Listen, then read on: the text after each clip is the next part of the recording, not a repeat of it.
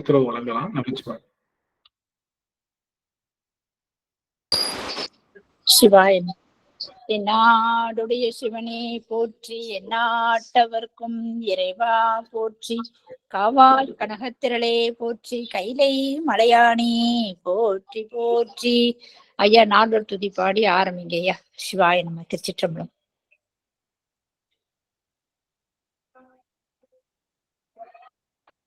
ஒளியர்கோன் தன்னாடுடைய சிவனே போற்றி, எந்நாட்டவர்க்கும் இறைவா போற்றி, காவாய் கனகத்திரளே போற்றி, கைலை மலையானே போற்றி போற்றி. திருச்சிற்றம்பலம். ஒளியர்கோன் பொழித்த புகழியர்கோன் கடல் போற்றி, ஆடிமிசை கல்மிதப்பில் அணைந்த பிரானடி போற்றி, வாழி திருநாவலூர் வன் தொண்டர் பதம் போற்றி, ஊழிமணி திருவாத திருத்தாள் போற்றி, ஊழிமணி திருவாத ஊரர் திருத்தாள் போற்றி. ஆடல் வல்லான் சொக்கநாதருடைய திருவருளும், அங்கேற்கண்ணி மீனாட்சியுடைய திருவருளும், மேலும் மாணிக்க வாசுடைய குருவர்களும் ஒன்றாக சேர்த்து இந்த திருவாசக சிந்தனை அமர்வு என்ற நிலைக்களத்தை நமக்கு பரிசாக தந்திருக்கின்றது. அப்பேற்பட்ட திருவருளையும் குருவருளையும் அடியேன் மனம் மொழி மெய்களினாலே வழிபாடு செய்கின்றேன். மேலும் இங்கு குழுமி இருக்கக்கூடிய அத்துணை அடியார் பெருமக்களுடைய திருவடி தாமரைகளையும் அடியேன் சென்னிமேல் சூட்டி மகிழ்கின்றேன். திருச்சிற்றம்பலம். சிவாயம் சிவாயம். இனிமே சொக்கநாதர் என்ப ஆரம்பிப்போம்.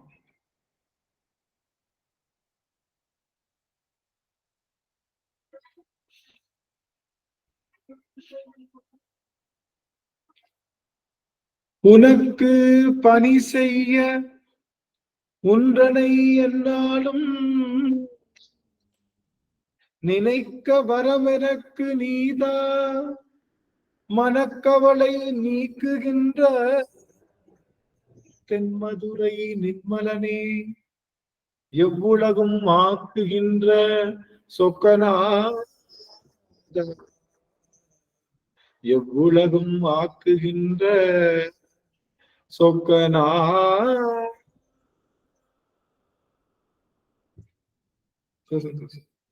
சொக்கநாதருடைய பெரும் கருணையினாலே இன்றைய தினம் நாம் யாத்திரை 10 என்ற பதிகத்தை தொடர்ந்து சிந்தித்து வருகின்றோம். இன்றைய தினம் 4வது பாடலாக அடியார் ஆனீர் எல்லீரும் அகல விடுவின் விளையாட்டை என்ற பாடலைத்தான் சிந்திக்க இருக்கிறேன். இந்த யாத்திரை பத்து தருகின்ற பெரும் செய்தி என்ன அப்படின்னு நம்ம பார்த்தோம்னா, யாத்திரை பத்து என்பது அனுபவாதீதம் உரைத்தல், திருவருள் ஆன்ம அனுபவத்திற்கு அளவுபடாமை, கொல்லா பிறப்பு ஒளிந்து திருவருள் இன்பம் திளைத்தற்கு அடியவரை உடன் வருமாறு அழைத்தல் அப்படிங்கிற அந்த செய்தி தான் நம்ம இதுக்கான குறிப்பா நம்மளுடைய அருளாளர்கள் எல்லாம் எழுதியிருக்காங்க. இந்த குறிப்பு வந்து மாணிக்க வாசகர் தரல. அந்த யாத்திரை பத்தி கீழே எழுதியிருக்காங்க இல்லையா, அந்த சிறு குறிப்பு வந்து மாணிக்க வாசகர் தரல. மாணிக்க வாசகர் சொல்ல போனா எந்த பதிகத்துக்கும் பேருமே வைக்கல. நம்மளாதான் யாத்திரை பத்து, சென்னி பத்து, சென்னின்னு வந்து அம்மா வந்து அன்னை பத்து, அன்னைன்னு சொன்னா அன்னை பத்து, குயிலேன்னா குயில் பத்துன்னு நம்ம தான் பேர் வச்சோமே தவிர அவங்களுக்கு அதுக்கெல்லாம் நேரமே கிடையாது. பேர் வைக்கிறது, அதுக்கு வந்து அதை வந்து தொகுக்கிறது, வழங்குறது, அது எதுக்குமே அவங்களுக்கு நேரம் இல்லை. முழு தேடலும் சிவபெருமானுடைய திருவடி தேடல்லையே இருந்திருக்கு. புத்தகம் எழுதணும், புத்தகத்தினால நம்ம பெரிய ஆள் ஆகணும், இந்த புத்தகம் ஃபேமஸ் ஆகுறதுனால நம்மளுடைய பேர் நிலைச்சு நிக்கணும், நம்ம பேர் வந்து சைவ உலகத்துல வந்து நிலைச்சு நிக்கணும். சொல்ல போனா மாணிக்க வாசகரை வெகு காலம் ஏத்துக்கவே இல்லை. இந்த நூலை வந்து எப்படி சேர்த்துக்கிறதுன்னு தெரியல எல்லாருனாலையும். முதல் திருமுறை அடிக்கிட்டாங்க நம்மளுடைய ஞான சம்பந்தர், 2வது திருமுறை நாவுக்கரச பெருமான், 3ஆம் திருமுறை நம்மளுடைய நம்பி ஆர்வ பெருமானுக்கு அடுக்கியாச்சு. 4வதாக யாருக்கு வைக்கணும் அப்படின்னு நினைக்கும் போது 4வதாக வைப்பதற்கு நமக்கு திருமுறை என்பது என்ன அப்படின்னு பார்த்தோம்னா, அது யார் வைக்கலான்னு ஒரு பெரிய சர்ச்சை போச்சு. அதுல வந்து நம்மளுடைய மணிவாசக பெருமானுடைய திருமுறை, அதாவது திருவாசகத்தை வைக்கலாம்னு நினைக்கும் போது அந்த திருவாசகம் வந்து இது எதுல சேர்த்துக்கிறது, இது என்ன தோத்திர பாடல் மாதிரியும் இல்ல, சாத்திர பாடல் மாதிரியும் இல்ல, ஏதோ பலன் சொல்ற மாதிரியும் இல்ல, இது எங்க ஒரு பாடல், ஒரு பண் பற்றி வைக்கிற மாதிரியும் இல்லை.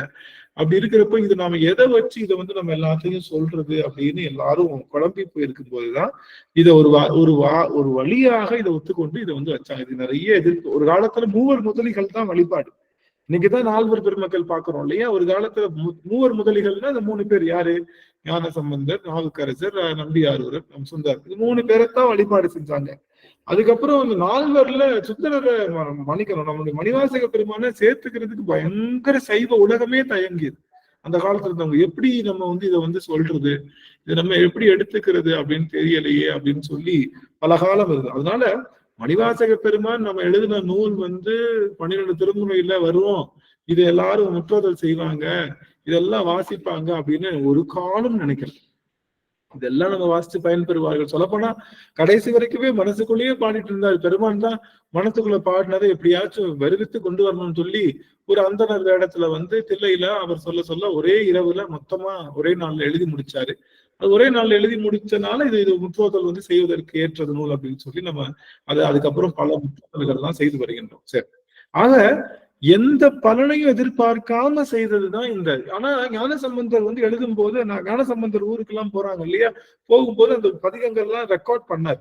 ஞானசம்பந்தர் எல்லாத்தையும் ரெக்கார்ட் பண்றாரு. கடைசி முடியும் போது இது ஞானசம்பந்தர் பாடினதுன்றத தெளிவாக சொல்லுகின்ற இந்த பாடலுடைய ஒவ்வொரு பதிகத்தினுடைய அதுக்கு என்ன பலன் எல்லாத்தையும் கிளீனா சொல்றது.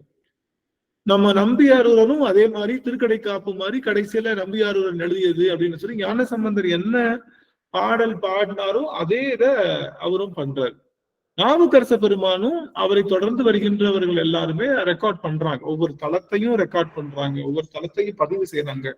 எல்லாம் பதிவு செஞ்சு இது எல்லாம் திருவள்ளுவர் எல்லா தளத்தையும் பதிவு செய்ததை எல்லார்கிட்டையும் போய் சேரணும்னு நினைக்கிறாங்க. ஏன்னா அந்த காலம் வந்து எப்படிப்பட்ட காலம்னா சைவம் அப்படியே இருண்டு போய் சைவமே அழிந்து போய் சமணமும் புத்தமும் அப்படியே தலை தூக்கி நின்ற காலம். கண்டிப்பா இதெல்லாம் படிக்கணும் அப்படின்னு ஒரு நிலைப்பாட்டுக்குள்ள இருந்த காலம். அதனால அவர்கள் அப்படி செய்ய வேண்டிய சூழல் இருந்தது. அது போய் ஆனா மணிவாசக பெருமான் வந்து ஒரு காலம் தன்னுடைய பெயரை எந்த இடத்துலயும் போடவே இல்லை. ஒரு இடத்துலயும் பெயர் போடல, ஒரு இடத்துல இந்த நூலுக்கான இத குறிப்பு எங்கேயும் கொடுக்கல, தான் யாரு அப்படிங்கிற டீட்டெயில்ஸை எங்கேயுமே கொடுக்கல. உற்றாரம் யான் வேண்டேன், ஊர் வேண்டேன், பேர் வேண்டேன் அவர் பாடினது மட்டுமல்ல, பாடியபடி அவர் நின்று செய்தார். இது ஏன் இவ்வளவு நேரம் சொல்லிட்டு இருக்கோம் அப்படின்னா, நாம ஒரு பொருள் செய்யறோம் அப்படின்னா ஒரு சிறிய செயல்கள் செய்யறோம்னா அந்த செயலுக்கான பலனை அது இறை விஷயமா இருந்தாலும் அதை எதிர்பார்க்கிறோம் இல்லையா. அந்த எதிர்பார்ப்பெல்லாம் மணிவாசக பெருமானுக்கு ஒரு காலத்திலே கிடையாது. அவருக்கு முழு எதிர்பார்ப்பு ஒண்ணு என்ன அப்படின்னா அது சிவபெருமானுடைய திருவடி மட்டும்தான். இறைவனுடைய திருவடி ஒன்றுதான் அவருக்கு எதிர்பார்ப்பை தவிர மற்ற எந்த எதிர்பார்ப்பும் இல்லாம தன்னுடைய வாழ்நாளை முழுவதுமாக. அதனால அவருக்கு பேர் வைக்கிறதுக்கு எதை முன்னாடி போடுறதுக்கு 51 பதிகம் தான் கரெக்டா பாடினாரா எதுவுமே நமக்கு ஒரு விஷயமா இல்லை. சரி, ஆக இந்த யாத்திரை பற்றி நமக்கு எதை தருகின்றது அப்படின்னா அனுபவாதீதத்தை உரைத்தல். இந்த அனுபவாதீதம் என்பது என்னன்னா அனுபவத்தினுடைய நம்ம ஏற்கனவே செய்த அனுபவத்தினுடைய பலன், பெனிஃபிட் ஆஃப் எக்ஸ்பீரியன்ஸ்ன்னு சொல்லணும். ஆங்கிலத்தில் சொல்லணும்னா இது என்ன அப்படின்னா அதாவது அனுபவத்தினுடைய அனுகூலம். அனுகூலம்னா பலன். அந்த அனுபவத்தினுடைய அனுகூலம் தான் நமக்கு வந்து இது ஒரு விஷயமாவே சொல்லப்படும். அனுபவத்தினுடைய அனுகூலம் தான் அனுபவாதீதம்.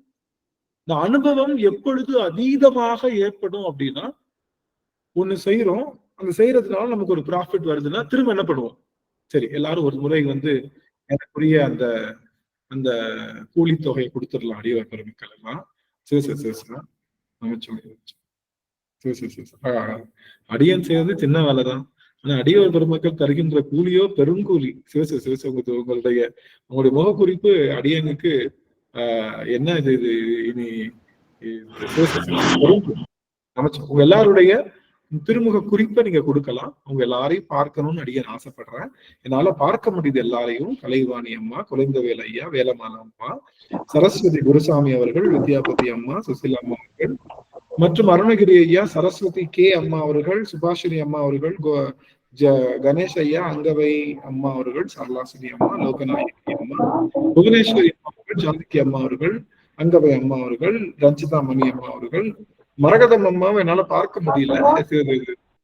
கோவில்ல இருக்காங்க நினைக்கிறேன். அம்மா மரகதம் அம்மா கோவில்ல இருக்காங்க.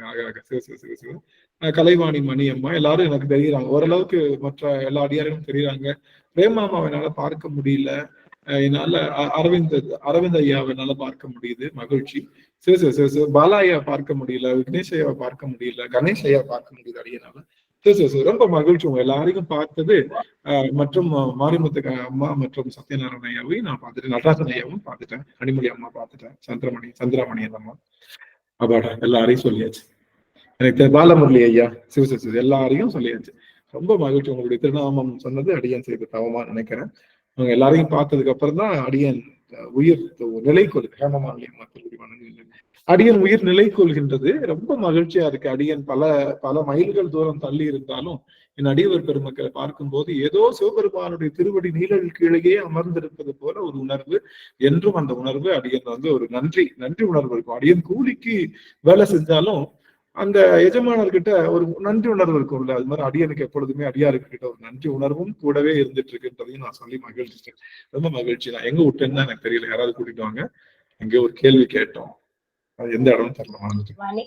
மணிவாசக பெருமாளோட இல்ல அதெல்லாம் கடந்துட்டோம். நமக்கு அனுகூலம் பலன் அப்படின்னு சொன்னீங்க, அதோட நிறுத்திக்கிறீங்க. அனுபவத்தினுடைய அனுகூலம் பலன். நம்ம எந்த வேலை செய்தாலும் அதுல ஒரு நல்லா வந்துச்சு. ஒரு வேலை செய்யறோம், வேலை செஞ்ச உடனே ஒரு பலன் கிடைக்குது. அப்ப என்ன பண்ணுவோம்? ஒரு பெனிஃபிட் கிடைக்குது. பெனிஃபிட்னா ஒரு பயன் கிடைக்குது. ஒரு வேலை செய்யறோம், ஒரு பெனிஃபிட் கிடைக்குது. என்ன பண்ணுவோம்? 1 மணி நேரம் வேலை பார்த்தா $10 தர்றாங்க. 1 மணி நேரம் வேலை பார்த்தா $10 கை மேல கொடுத்துறாங்க. ரொம்ப சந்தோஷமா இருக்குங்க ஐயா, ரொம்ப சந்தோஷமா இருக்கு. என்ன பண்ணுவோம்? $10 வாங்கிட்டு வீட்டுல வந்து செலவு பண்ணி தூங்கிடுவோமா? என்ன பண்ணுவோம்? மறுபடியும் வேலை செய்யலாம்னு நினைப்போம். அருமை ஜானகியம்மா, அருமை. என்ன பண்ணுவோம்? $10 ஆகா, நம்ம என்ன பொய்ன்னு நினைச்சோம். 1 மணி நேரத்துக்கு $10ன்னு. ஆகா, $10 கிடைக்குது. அப்ப என்ன பண்ணுவோம்? சரி, அடுத்து நம்ம 1 மணி நேரம் வேலை பார்ப்போம்னு, ஐயா ஒரு 8 மணி நேரமா வேலை இருந்தா கொடுங்கயா அப்படின்போம். அவன் கொடுத்தோம்னே அதுக்கு கையில காசு கொடுக்குற, அப்படி அந்த டாலர்லாம் பணம் எல்லாம் கிடைக்குது. வாங்கிட்டு என்ன பண்ணுவோம்? திரும்பவும் எக்ஸ்ட்ரா ஒரு டியூட்டி இருக்கா, எக்ஸ்ட்ரா ஒரு டியூட்டி இருந்தா கொடுங்களேன் அப்படின்னு சொல்லி கேட்டு வாங்கி அது என்ன பண்ணுவோம்? தொடர்ந்து அந்த பலனை கிடைக்க பலனை அனுபவிக்க நாம என்ன பண்ணுவோம் அப்படின்னா, தொடர்ந்து அந்த பலனை அனுபவிக்கணும் அப்படிங்கிற நினைப்பிலேயே நம்ம இருக்கோம். அந்த ஒரு தடவை அனுபவிச்சுட்டோம் அப்படின்னா அதை விட்டுறக்கூடாது அப்படின்னு சொல்லி தொடர்ந்து அதை அனுபவிக்க நம்ம முயற்சி செய்வோம். அது போல சிவபெருமானுடைய அனுபவமும் சிவபெருமானுடைய அந்த பயனும் நமக்கு உணர ஆரம்பிச்சிருச்சு. இந்த ஆன்மானா என்ன பண்ணும்? சிவத்தினுடைய கலலை திரும்ப தேடாது. இந்த ஆன்மா சிவத்தினுடைய திருவடி இன்பத்தை ஒரு சொட்ட ஒரே ஒரு தடவை உருப்படியா அனுபவிச்சிருச்சு அப்படின்னா திரும்ப என்ன பண்ணும் அப்படின்னா, சிவத்தினுடைய திருவடி இன்பத்தினுடைய அளவு அந்த பயன் கிடைச்சதுனால எப்படி பண்ணா இது நல்லா இருக்கு, அப்ப திரும்ப அதை போய் நம்ம தேடுவோம்னு சொல்லி திரும்ப தேடும். அது எதுவரை தேடும் அப்படின்னா, அது தன்னுடைய ஆன்மாவினுடைய பூரித நிலைன்னு சொல்லுவோம், சாச்சுரேட்டட் பாயிண்ட். நமக்கு போதும்னு சொல்ல மாட்டோம். இன்பத்தை யாராவது போதும்னு சொல்லுவோமா? தம்பி உனக்கு ஒரு ஜாதகம் இருக்கு, உனக்கு நாளைக்கு மட்டும் நல்ல இன்பமா இருக்கும், மித்த நாள் பூரா உனக்கு துன்பம் அப்படின்னு சொன்னா ஏத்துக்குவோமா? என்ன பண்ணுவோம்? எனக்கு எல்லா நாளும் இன்பமா இருக்கணும், எல்லா நேரமும் இன்பமா இருக்கணும், எடுக்கின்ற ஒவ்வொரு நிமிடமும் இன்பமா இருக்கணும். அது போல இந்த இன்பம் முழுவதுமாக வழங்குகின்ற இடம் எதுன்னா அது சிவபெருமானவர்களுடைய திருவடி நிழல் தான். அது நல்லா தெரிஞ்சுக்கிட்டோம் அப்படின்னா அந்த இடத்தை போய் அடையணும்ன்றதை மட்டும் நம்ம தெளிவா புரிச்சோம். ஆக நாம் எடுக்கின்ற பிறவி தோறும் நம்ம பிறவி எடுப்பதற்கான காரணம் என்ன அப்படின்னா, பிறவி எடுப்பதற்கான காரணம் சிவபெருமானுடைய திருவடி இன்பத்தை பெறணுன்றதுக்காகத்தான். அதை மட்டும் தெரிஞ்சுக்கணும். இல்லையே நிறைய வேலை கொடுத்துருக்காரு சாமி எனக்கு, நீங்க ஒரு கல்யாணம் பண்ணி வச்சுட்டாரு, ஒரு பிள்ளை இருக்கு, குட்டி இருக்கு, பேரம்பேத்தி இருக்காங்க, வீடு இருக்கு, எனக்கு நிறைய அந்த அறங்கள் இருந்தாலும் எனக்கு புக்கு 1000 புத்தகம் படிச்சாலும், நீங்க மாணவரா இருந்தாலும் கடைசி என்னதான் போய் இப்ப எல்லா புக்கையும் படிக்கணும். ஆனா கடைசி தேர்வுக்கு மட்டும் போகலன்னா நல்லா இருக்குமா? எல்லா புத்தகமும் படிக்கிறோம், செம்மையா படிக்கிறேன், நல்லா படிக்கிற கிளாஸுக்கு டீச்சரா, ஆனா தேர்வுக்கு நான் போக மாட்டேன் அப்படின்னா அதுல எந்த பயனும் இல்லை. அது போல நம்முடைய அறங்கள் 1000 செய்தாலும் தேர்வு என்பது இறைவனுடைய திருவடி தான். அதுதான் நமக்கு தேர்வு, அதுதான் தேர்ச்சி. அந்த தேர்ச்சி தான் நமக்கு முழுவதுமாக பிறவி சூழல் இருந்து நம்ம மாற்றக்கூடிய ஒரு பெரும் செய்தினால ஒரு செய்தி நம்ம ரொம்ப நல்லா தெரிஞ்சுக்கணும். என்ன அப்படின்னா, சிவபெருமானுடைய திருவடியை தேர்ச்சி செய்வதற்காகத்தான் இந்த பிறவி. நம்ம எத்தனை புக்கு வேணாலும் படிக்கலாம், எவ்வளவு அறங்கள் வேணா செய்யலாம், எத்தனையோ நல்லது செய்யலாம். எல்லாத்துக்கும் மேல சிவன் திருவடியில போய் சேர்றதுக்கான முயற்சிகள் எடுக்கிறது தான் நம்மளுடைய தேர்ச்சி. இந்த பிறவியினுடைய தேர்ச்சி, இந்த பிறவி தேர்ச்சி இதுதான். இது எப்படிங்க நீங்க சொன்னா நான் நம்புறது? என்னமோ நீ சொல்லிட்டு போறதெல்லாம் நாங்க நம்புறோம் அப்படின்னா, இது நான் சொல்லல, நம்மளுடைய 27 திருமுறை ஆசிரியர்கள் 12 திருமுறையில சொல்லியிருக்காங்க. 14 மெய்கண்ட சாத்திரங்கள்லயும் நம்ம முழுக்க இளையோடிய செய்தி என்னன்னா, இறைவன் திருவடியை தவிர இந்த ஆன்மாவுக்கு புகலிடம் என்பது வேற எதுவும் இல்லை. இந்த ஆன்மாவுக்கு புகலிடம் அப்படின்னா சரணாகதி. புகலிடம்னா சரணாகதி இடம், அதுதான் புகலிடம்னு சொல்லுவோம். போற்றிவோ நமச்சிவாய புயங்கனே மயங்குகின்றேன், போற்றிவோ நமச்சிவாய புயங்கனே மயங்குகின்றேன், போற்றிவோ நமச்சிவாய புகலிடம் பிரிதொன்றில்லை, போற்றிவோ நமச்சிவாய புறமெனை போக்கல் கண்டாய், போற்றிவோ நமச்சிவாய புறமெனை போக்கல் கண்டாய், போற்றிவோ நமச்சிவாய சய போற்றி போற்றி. புகலிடம் பிரிதல். எப்ப நமக்கு புகலிடம் தேவைப்படும்? ஒரு நிமிடம் ஆன் பண்ணிக்கலாமா? புகலிடம்னா அது தமிழ்ல என்ன சொல்லுவோம்? சரணாகதி இடம் சொல்லுவோம். புலிகள் சரணாலயம், பறவைகள் சரணாலயம் இடம் தாங்க சொல்லுவோம் இல்லையா? பறவைகள் அடைக்கலமாகிறது.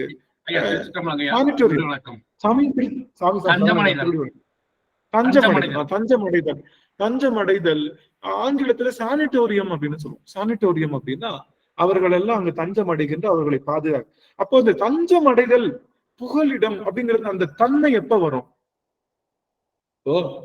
தஞ்சம் அடைதலும் புகலிடம் சரணாகதி இதெல்லாம் எப்ப அந்த நிலைக்காது வரும்னா, தான் என்ற நிலையிலிருந்து தன்னால முடியாதுன்னு எப்ப நினைக்கிறோமோ அப்பதான் புகழ். நம்மளால முடிஞ்ச வரைக்கும் போராடிப்பான், முடியல அப்படின்னா என்ன பண்ணுவான்? முழுவதுமாக சரணாகதி அடைஞ்சிருவோம். மகாபாரதத்துல ரொம்ப கடுமையான காட்சி. பாஞ்சாலியினுடைய துயிரானது அங்க நீக்கப்படுகின்றது. பல காலம் தன்னுடைய வலிமையினாலே தன்னுடைய தோள்களிலே அந்த துகிலை விடாமல் அவர் ரொம்ப பாதுகாக்க பிடிச்சிட்டு இருக்கான். பிடிக்க அந்த துச்சாதனன் ரொம்ப அதிகமா அழுத்தினா இல்ல, கடைசியில நம்மளால முடியாதுன்னு மட்டும் தெரிஞ்சிச்சு. நீ போராடி பிரயோஜனம் எல்லாம் முடியாதுன்னு தெரிஞ்சதுக்கு அப்புறம் கிருஷ்ணான்னு வாய் மட்டும்தான் சொல்லுதே தவிர கை பிடிச்சுக்குது. எதை பிடிச்சுக்குது? அந்த துகில பிடிச்சுக்குது.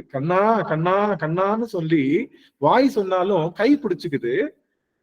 வரல நின்றுட்டே இருக்காரு. உன்னால முடியுது இல்லப்பா, பண்ணு, முடியுது வரைக்கும் நான் பண்றேன் அப்படின்னு பாக்குறேன்.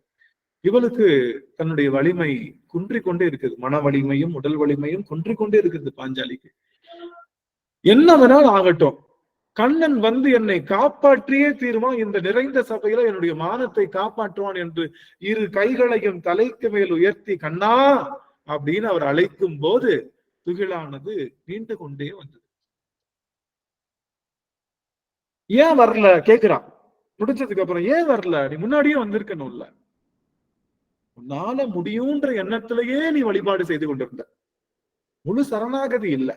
முழு சரணாகதி எங்கெல்லாம் விளைகின்றதோ அங்கு நான் எழுந்தருள்வேன் அப்படின்னு நம்முடைய கண்ணன் நம்முடைய அந்த மகாபாரதத்துல சொன்னதாக ஒரு செய்தி.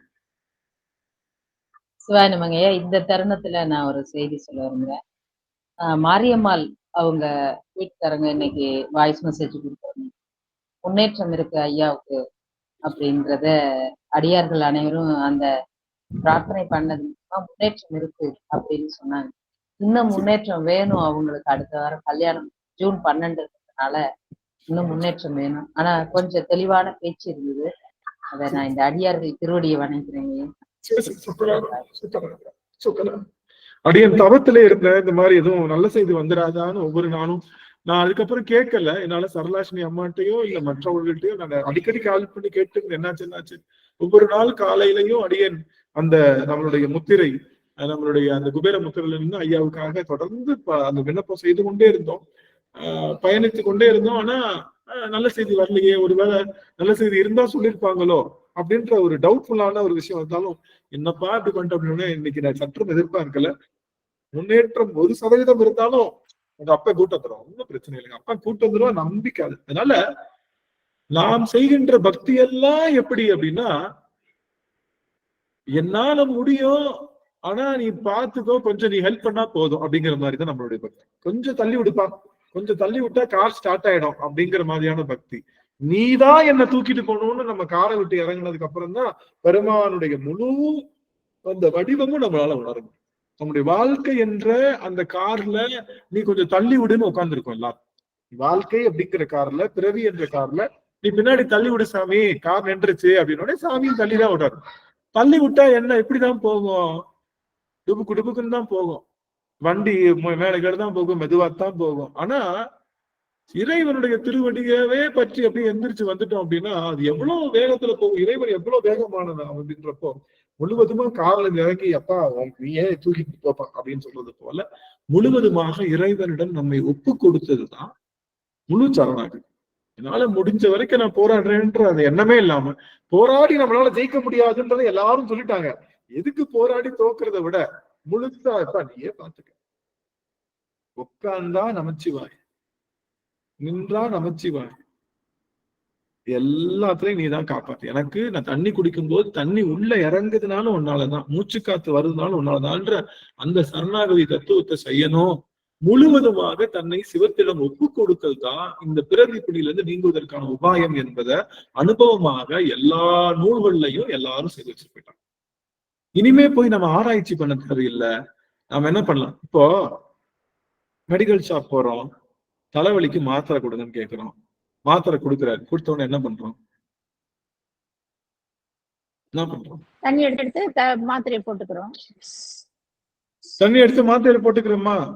இதுல கொஞ்சம் தெளிவானவங்க என்ன பண்ணுவாங்க, கொஞ்சம் தெளிவானவங்கன்னா எக்ஸ்பைரி டேட் பார்ப்பாங்க. என்னப்பா எக்ஸ்பைரி டேட் கரெக்டா இருக்கா இல்லையா, கொஞ்சம் தெளிவு இருந்தா.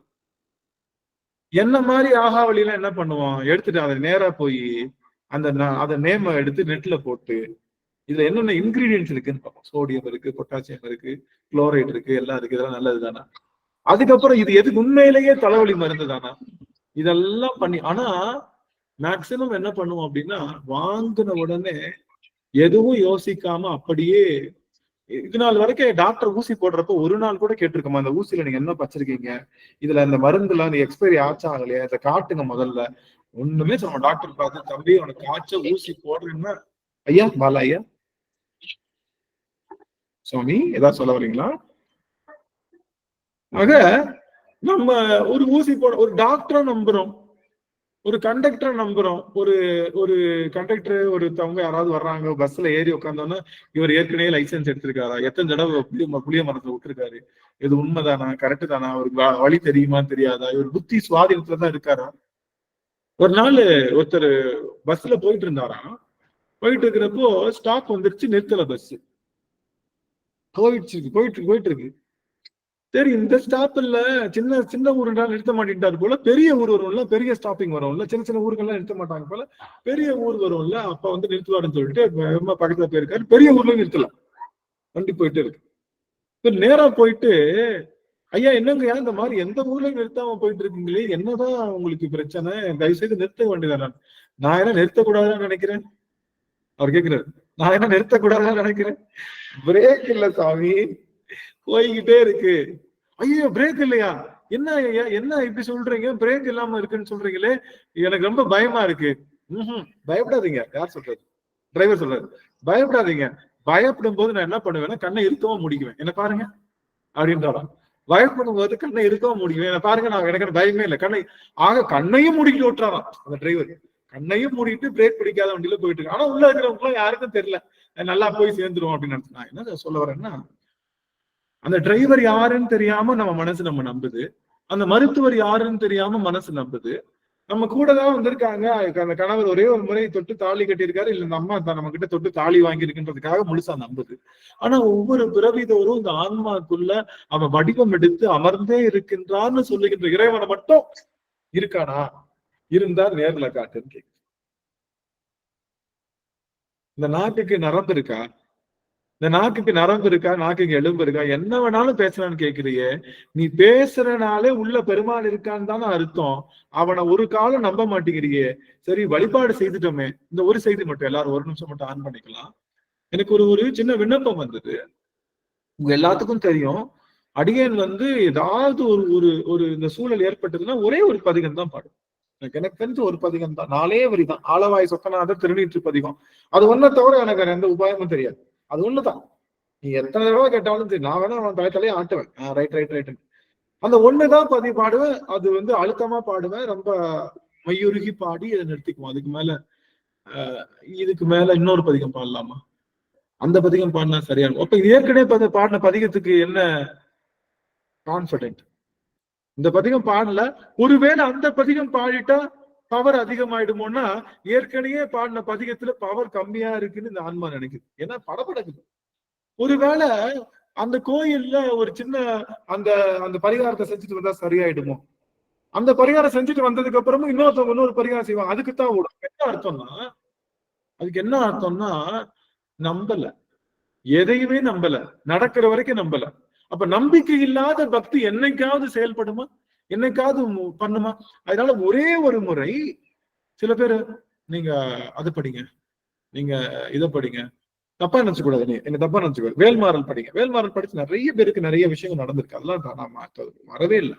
அதான் வேல்மாறல் படிங்க. அது மாதிரி நான் என்னன்னா முருகன் அப்படின்ற நாமமே முழுவதுமாக தருவேன். முருகா அப்படின்னு சொல்லிட்டா போதும். வேற எதுவும் எனக்கு என்னமோ அது வேற எதுவும் சொல்லவும் தெரியாது. நிறைய படிக்க தானே குழப்பம். கொந்த சஷ்டி படிப்போமா, கந்தகுரு கோஷம் படிப்போமா, இல்ல நம்ம திட்டம்பல நாடிகள் எழுதிய திருச்செந்தூர் அகவல் படிப்போமா, இல்ல குமரகுமர் எழுதிய கந்தர் கலிவெண்பா படிப்போமா? அது படிச்சா நல்லா இருக்குமா, இது படிச்சா நல்லா இருக்கும்? முருகான்னு சொன்னாலே நோய் நீக்கம் ஆயிடும்ன்ற அந்த எண்ண பதிவு இல்லாத வரை நம்ம எவ்வளவு செஞ்சாலும் அந்த எண்ணம் பதிவு வேணும். இதுவும் ஒரு சின்ன விஷயம் தான். மகாபாரதத்துலதான் எனக்கு நிறைய வைணவத்துல பேசி எனக்கு அப்படி எனக்குமே அந்த கோட்டேஷன் பிடிக்காது. அங்க போய் சொல்றது, வைணவத்துல போய் சொல்றது, அந்த கதையை எடுத்து எனக்கு முழுவதுமா சைவ கதையில பேசுறதுதான் பிடிக்கும். அந்த மாதிரி எனக்கு இந்த மாதிரி மாத்தி பேசுறது பிடிக்காது. இருந்தாலும் ஒரு சில செய்திகள் நல்லா இருக்கிறப்ப அதை எடுக்கிறது தவறே இல்லை. எல்லாரும் கேட்டாங்களா, இந்த மாதிரி கிருஷ்ணனுக்கு ரொம்ப தலைவலிக்குது, அவனுக்கு தலைவலிக்குது, தலைக்கு 10 போடுவாங்க இல்ல அந்த காலத்துல. தலைக்கு 10 எங்கன்னா அந்த கரம்ப மண்ணு தான் 10. இன்னுமே கரம்ப மண்ணு போடுவாங்க. நீங்க பாத்தீங்களான்னு தெரியல. நம்ம கரம்ப மண்ணுன்னா நம்ம குளத்துல நடந்து வந்தோம்னா அப்படியே ஃபைனா இருக்கும், ரொம்ப ஃபைனா இருக்கும். அந்த எடுத்து நெத்தியில 10 போட்டோம்னா எவ்வளவு பெரிய தலைவலிக்கும் போயிடுமா. அதனால தலைவலிக்குது, கரம்ப மண் இருந்தா கொடுங்க அப்படின்னு சொல்லி கேட்கும் போது எல்லாரும் யோசிச்சாங்க. கரம்ப மண்ணை நீங்க கையில எல்லாம் வராது, காலில் மிதிச்சு எடுத்தா தான் காலில இருந்து வரும். இப்ப கையில எல்லாம் வராது, காலில் மிதிச்சா அது தானாலேயே ஒட்டும் இல்லையா? அந்த மண்ணு தான் ரொம்ப ஃபைன் குவாலிட்டியா இருக்கும், அதை அழிச்சு தரணும். எல்லாரும் ஹெசிடேட் பண்றாங்க. ஐயோ, கண்ணனுக்கு போய் என் கால் மண்ணை கொடுக்க முடியுமா அப்படின்னு ரொம்ப ஹெசிடேட் பண்ணும்போது கோபிகைகள் எல்லாம் எல்லாரும் என்ன பண்ணாங்க, ஒவ்வொருத்தவங்களும் தன் காலில் இருக்கக்கூடிய அந்த மண்ணை வலிச்சு அப்படியே அள்ளி அந்த ஒவ்வொரு 10 லாரி 10 அந்த காலத்துல அந்த குதிரை வண்டி நிறைய அந்த மண்ணு போகுதான். கண்ணன் கேட்கிறான்னா எங்க கோபிகள் எல்லாம் அந்த மண்ணு கால் மிதிச்சு அந்த மண்ணை கொடுக்குறாங்க. அவங்களுக்கு என்ன எழுதான் தெரியும், அவனுக்கு சரியானா போதும். இதுல சரியாச்சுன்னா எனக்கு ஒண்ணும் இல்லை, எந்த ஹெசிடேஷன் இல்லாம. அப்போ நம்ம செய்கின்ற பக்தியில எந்த விகற்பமும் இல்லாம முழு நம்பிக்கையோடு முழு நினைவோடு செய்கின்ற அந்த பக்திக்குத்தான், அந்த பக்தியை சொல்லித் தரதுக்குத்தான் நம்மளுடைய அருளாளர்கள் ரொம்ப கஷ்டப்பட்டிருக்காங்க. வேற ஒண்ணும் கிடையாது. நிறைய சிலபஸை கூட்டிட்டு போகணும்னு அவசியம் இல்லை. நிறைய சிலபஸா சொல்லி நிறைய அதை படிங்க இதை படிங்க அது இப்படி என்ன படிச்சாலும் ஆணி வேறாக சிவநாமம் நன்மை தரும், சிவனடியார்களுடைய வாக்கு நன்மை தரும், நோக்கு நன்மை தரும்ன்ற அந்த எண்ணத்தை நம்ம மனசுல பதிவில்லாத வரை முழு பக்தி நமக்கு வராது. நிறைய படிக்க வேண்டிய அவசியம் இல்லை. சிவனை மட்டும் படிச்சா போதும், சிவனை மட்டும் படிச்சா போதும். ஏன்? நமச்சிவாயவே ஞானமும் நமச்சிவாயம் தான் ஞானமும் கல்வியும். அதை மட்டும் தெரிஞ்சுக்கிட்டா போதும். நிறைய எல்லாம் நமச்சிவாயோன்னு ஒரு வார்த்தை சொன்னா போதும். அந்த இடத்துல நமச்சிவாயம் நமச்சிவாயம்னு சொன்னாலே போதும். எல்லாத்தையும் அது மருந்து. எல்லாத்துக்கும் அது மருந்து அப்படிங்கறதுனால அடியவர்கள் அந்த அந்த ஆணித்தரம் வேணுங்கிறத சொல்லிட்டு இந்த பாட்டுக்குள்ள போயிடலாம். ஆக அனுபவாதீதம் நமக்கு என்ன அனுபவத்தினுடைய முடிவு என்ன அப்படின்னா என்ன? நம்ம அனுபவத்தினுடைய முடிவு என்ன? அத்தனை அனுபவங்களுடைய முடிவு என்ன அப்படின்னா, கல்யாணம் பண்ணணும் ஒரு அனுபவம், கல்யாணம் பண்ணி குழந்தைங்க அனுபவம், குழந்தைங்க அதுக்கப்புறம் பேரம்பேத்தி அனுபவம், அப்புறம் அதுக்கப்புறம் கொள்ளு பேரம்பேத்தி அனுபவம், எல்லாம் போனதுக்கு அப்புறம் என்ன அனுபவம்?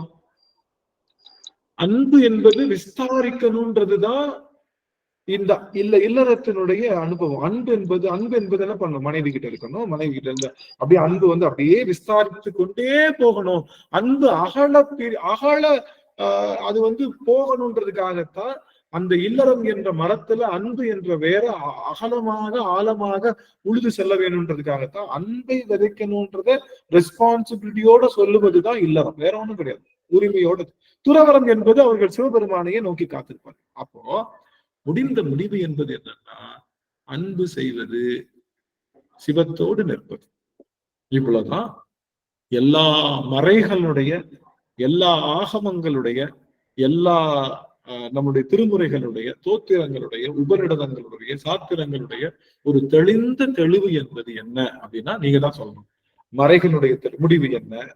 மறைகளின் முடிவு, உபநிடதங்களின் முடிவு, திருமுறைகளின் முடிவு, சாத்திரங்களின் முடிவு, தோத்திரங்களின் முடிவு, எல்லா உபநிடதங்களுடைய முடிவு என்பது என்ன? நீங்க எல்லாரும் கண்டிப்பா அன்மியூட் பண்ணி ஒவ்வொருத்தவங்களும் ஒரு வார்த்தை சொல்லி முடிச்சாங்க. சொன்ன வார்த்தையே சொன்னாலும் கண்டிப்பா சொல்லணும் இந்த இடத்துல. எல்லாருடைய முடிந்த முடிவு என்பது அடைவது மட்டும்தாங்கய்யா. சிவனை அடைவதுங்கய்யா. சிவனை அடைவது எல்லாமே சிவன் அடைவது.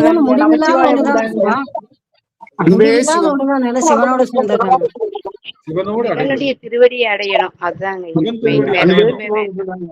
சரணாகதி அவரேதான். அவர் தவிர வேற சரணாகதி இல்லை. அவனை தவிர வேற ஒன்றும் கிடையாது. சரணாகதி அடைவதுதான் ஐயா. சரணாகதி அடைவது. சரணாகதி அடைவது. அடியாருக்கு அன்பு செய்தாலே அவன் வந்துருவாங்க. அடியாரிடம் அன்பு செய்தல். சரஸ்வதி அம்மா, அவனன்றி ஒரு அணுவும் அசையாது. அவனன்றி ஒரு அணுவும் அசையாது என்ற ஒரு திண்ணமான கொள்கை. எல்லாரும் ஒரு வார்த்தை பேசலாம், கண்டிப்பா கைவிட மாட்டான் என்று நம்பிக்கை. தொண்டு செய்தாலே சரணாகதி அடையணும். நம்பிக்கை சொன்ன விஷயம் எல்லாம் நம்பிக்கைதான். ஏன்னா திரௌபதி கதையை சொன்னீங்க இல்லையா, அந்த மாதிரி ஒரு டாக்டர்கிட்ட போய் ஒரு மருத்துவம் எடுத்துக்கிறோம், ஒரு நம்பிக்கையோட செயல்படுறோம். நாங்கெல்லாம் அந்த டிஸ்கிரிப்ஷன் பார்த்து இது டேட்டா இது முடிஞ்சிச்சா இது முடியலையான்னு அடியன்னு பார்த்தது கிடையாது. ஒரு நம்பிக்கையின் பேரு தான் ஒரு டாக்டர் நம்ம தெய்வமா நினைச்சு அந்த நோய் நம்ம அவரால் குணமாகிடும் அப்படின்னு போறோம் இல்லையா. அந்த நம்பிக்கையை வச்சா நம்ம சரணாகதி அடையணும் ஐயா.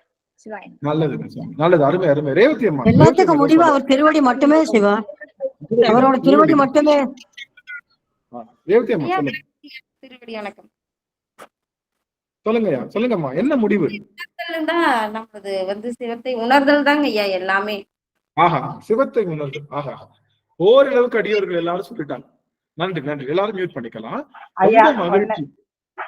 சந்திரம்மா, நம்பிக்கையோட குருவின் திருவடியை பிடிச்சோம்னால இப்ப நாம சரணாகதி. குருவினுடைய திருவடி சரணாகதி. திருவடி சரணாகதி. அரவிந்த் ஐயா,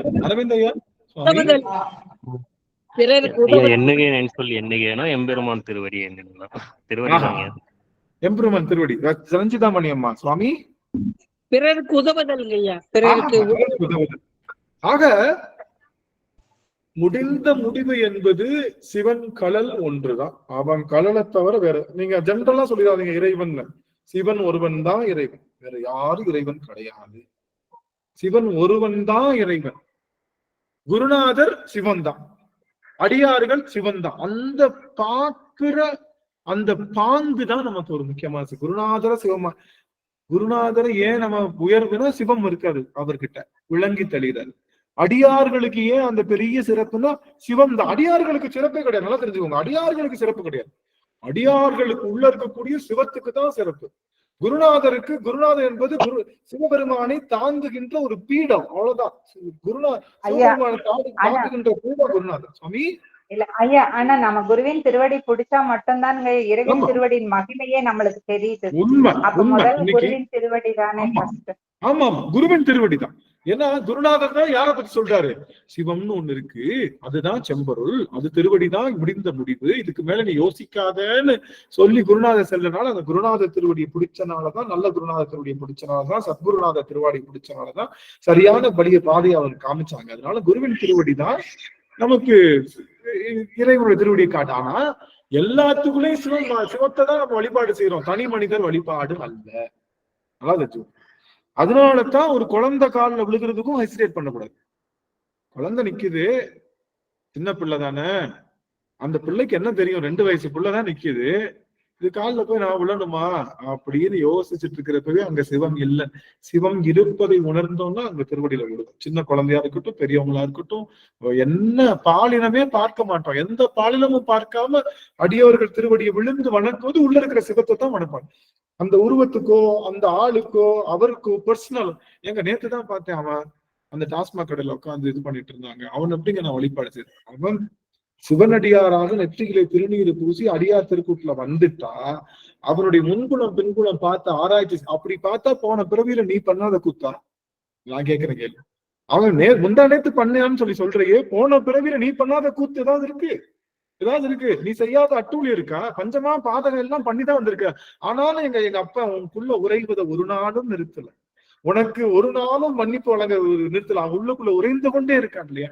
அதனால சிவத்துக்குத்தான் பெருமை எல்லா இடத்துலையும், சிவத்துக்கு தான் பெருமை. சிவத்தை காட்டுறதுனால குருநாதருக்கு பெருமை, சிவத்தை தூக்கி நிறுத்தினாலும் அடியவருக்கு பெருமை. அதைத்தான் செய்யற மாதிரி எல்லா இடத்தையும் சிவத்தை பிரதானமா தான் வைக்கணுமே தவிர உருவத்தையோ உடலையோ அவர்களுடைய ஹிஸ்டரி பேக்ரவுண்டையோ, அவர்கள் யார் இவன் யாரு எனக்கு தெரியாதா, போன வருஷம் தான் அப்படி இருந்தா இன்னைக்கு நெத்தியில் திருநீர் போட்டு கழுத்து ருத்ராட்சம் போட்டு திருவாசகம் பாடினா அவன் காலில் நான் விழுந்துடணுமா? அவன் காலில் விழுந்துடணுமா? இப்ப யார் கேட்டான்? கலிக்கம்ப நாயனுடைய மனைவி கேட்டான். கலிக்கம்ப நாயனுடைய மனைவி, இவன் வேலைக்காரன், நேத்து நேரம் வந்து எங்க வீட்டுல வேலை செஞ்சவன் இன்னைக்கு நெத்தியில் திருநூறு போட்டு இவன் உட்காந்தா இவன் காலுக்கு நான் பாத பூஜை பண்ணணுமான்னு கேட்ட உடனே என்ன பண்ணாரு?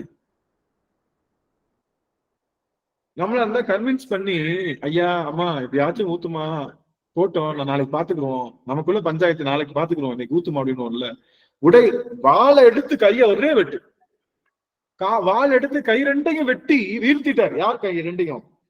சிவனடியாருக்கு பாத பூஜை செய்ய மாட்டேன்னு சொன்ன அந்த கைகள் இருந்தும் பயன் இல்லை, அதனால கை ரெண்டையும் வெட்டிட்டாரு. வெட்டிட்டு இந்த அம்மா கை இல்லாம விழுந்து கிடக்காங்க. நம்ம என்ன பண்ணுவோம்? ஒரு தடவை வெட்டிட்டோமே, தெரியாது, ஏதோ கோபத்துல பண்ணிட்டோம்னு போய் கைய கட்டு போட்டு ஆஸ்பத்திரி கூட்டிட்டு போவோம்ல. இவர் என்ன பண்றாரு? அந்த அம்மாவோட கொச்சின் கையில வச்சிருந்த பால் குடத்தை எடுத்து இவர் அந்த வேலைக்காரனா இருந்த அவனுக்கு, அவன் வீட்டுக்கு இப்ப சிவனடியாரா வந்திருக்கான் இல்லையா, அவன் திருவடிக்கு ஊத்தி பாலை துளக்குறார். காலை துளக்கிய நீரை அருந்துறான்.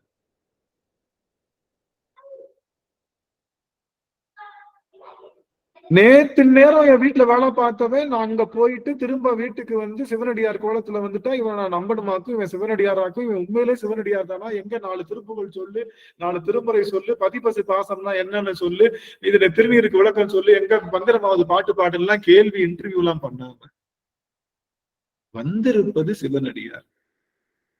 அவர் யாரா வேணா இருக்கட்டும், அவர் முன்புணம் எப்படி வேணா இருக்கட்டும், பின்புணம் எப்படி வேணா இருக்கட்டும், இந்த நிமிஷம் என் கண்ணு முன்னாடி இருக்கிறது சிவனடியார். அவர் திருவடியை நான் வணங்குறது தான் என்னுடைய பிறவி பிணியை நீக்குவதற்கான மருந்து என்று சொல்லி அவர் செய்த உடனே இறைவன் எழுந்தருளி அவரை ஆட்கொண்டதாக. ஐயா, அதுக்கு திருத்தாண்டகத்துல நம்ம திருநாவுக்கரசர் ஒரு பாட்டு சொல்லியிருக்காரு. அந்த பாட்டு அதுக்கு உதாரணமா வருங்களா? எவரேனும் தாமாக இல்லாடத்திட்டை திருநீரும் சாதனமும் கண்டால் உள்கி உவராதே அவரவரை கண்ட போதே புகந்தடிமை திறம் நினைந்து உவந்து நோக்கி இவர் தேவர் அவர் தேவர் என்று சொல்லி இரண்டட்டா தொழுந்தீசன் திறமே பேணி கவராதே தொழுமடியார் நெஞ்சினுள்ளே கன்றாப்பூர் நடுதறியை காணலாமே.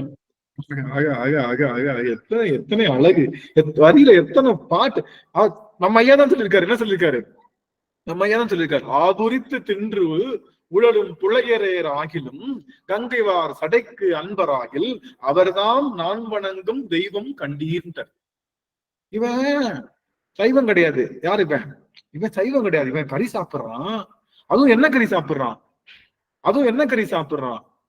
நமக்கு தெய்வமாக விளங்கக்கூடிய பசுவினுடைய கறியை சாப்பிடுறானே, முதல்ல இவன் சைவனே கிடையாது. ஆவுரித்து தின்று உழலும் புலையரேராகிலும் கங்கைவார் சடைக்கு அன்பராகில் அவர்தாம் நாம் வணங்கும் தெய்வம் கண்டீர்னு சொன்னா, சிவனடியார்களுடைய குறைகள் கண்ணுக்கு தெரியுது அப்படின்னா நமக்கு கொஞ்சம் பிறவி இருக்குன்னு அர்த்தம். வந்து நிக்கிற சிவனடியாருடைய குறை நமக்கு முன்னாடி தெரியுது. டபக்குன்னு அவர் வந்தோடனே யாரும் நல்லா தெரியும் அப்படின்னு நம்ம திருமுறை விளக்குவது வந்திருப்பது என்ன, அப்படி புளி வச்சு தேய்க்குது, கண்ணுல இருக்கிற புறையெல்லாம் தேய்க்குது. என்ன சொல்லுது? சிவனடியார். அவ்வளவுதான். சிவனடியார்னு சொல்லிட்டா எந்த டவுட்டும் பண்ணக்கூடாது. அவ்வளவுதான். திருவடி வணங்குதற்குரிய திருவடி. இந்த செம்பொருள் துணிவு, இந்த ஒரு தன்மை தான் நமக்கு நம்மளுடைய பெரிய புராணமா இருக்கட்டும், 12 திருமுறையும் நமக்கு சொல்லிக்கிட்டு பெருஞ்செய்தி. 11 திருமுறையும் இறைவனை வணங்குன்னு சொன்னது. 12ஆம் திருமுறை மட்டும் இறைவனை வணங்குகின்ற அடியார்களை வணங்குகிறது. அடியார்களை வணங்கல, இறைவனை வணங்குகின்ற அடியார்களை வணங்கு. தில்லைவாழ் அந்தனர்தம் அடியார்க்கும், தில்லைவாழ் அந்தனருக்கு அடியேன் இல்ல, தில்லைவாழ் அந்தனர்தம் ஐயா மைக் ஆஃப் ஆயிருக்குங்க ஐயா. மன்னிக்க நல்லது. ஆக ஒரு செய்தி, வந்திருக்கக்கூடிய சிவனடியார்களுடைய குறை முன்னுக்குள் துப்புக்கடின்னு வந்து நிக்குதுன்னா நமக்கு பக்குவம் கொஞ்சம்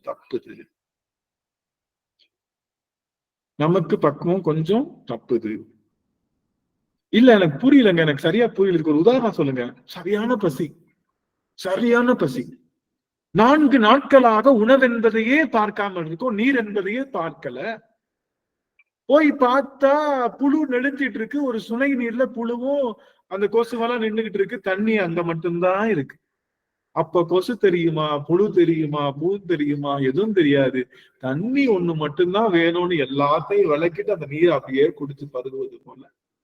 பக்கத்துல முந்தா நேத்து வச்ச பொங்கல் சாதம் கோவில் பக்கத்துல யாரோ வச்சுட்டு போயிருக்காங்க. அது ஊசி இருக்கா, ஊத்தலையா, அல்ல நெய் இருக்கா, நெய் இல்லையா, முந்திரி பருப்பு போட்டதா, அது இவங்க செஞ்சதா, இந்த சாதி குலம் செஞ்சதான்னு தெரியாம அப்படியே எடுத்து விழுங்கி தன்னுடைய பசியை போக்குவது போல, இந்த பிறவி என்ற பிணி அதிகமா இருக்கிறப்போ, பிறவி பிணியை நீங்கணும்ன்ற தாகம் அதிகமா இருக்கிறப்போ, முன்னாடி நிக்கிற சிவனடியார்களுடைய குறை என்பது தெரியாது. எப்படி 10 நாள் பசியில இருக்கிறவனுக்கு எது கொடுத்தாலும் சாப்பிடுவானோ, யாரு கொடுத்தாலும் சாப்பிடுவானோ, எப்படி இருந்தாலும் சாப்பிடுவானோ, அது போல பிறவி பிணியை நீக்கி கொள்ள வேண்டும் என்ற அவாவுடைய வேட்கையுடைய ஆன்மாக்களுக்கு சிவனடியார்களுடைய குறை தெரியாது. சிவனடியார்கள் மட்டும் இல்ல, யாருடைய குறையுமே தெரியாது.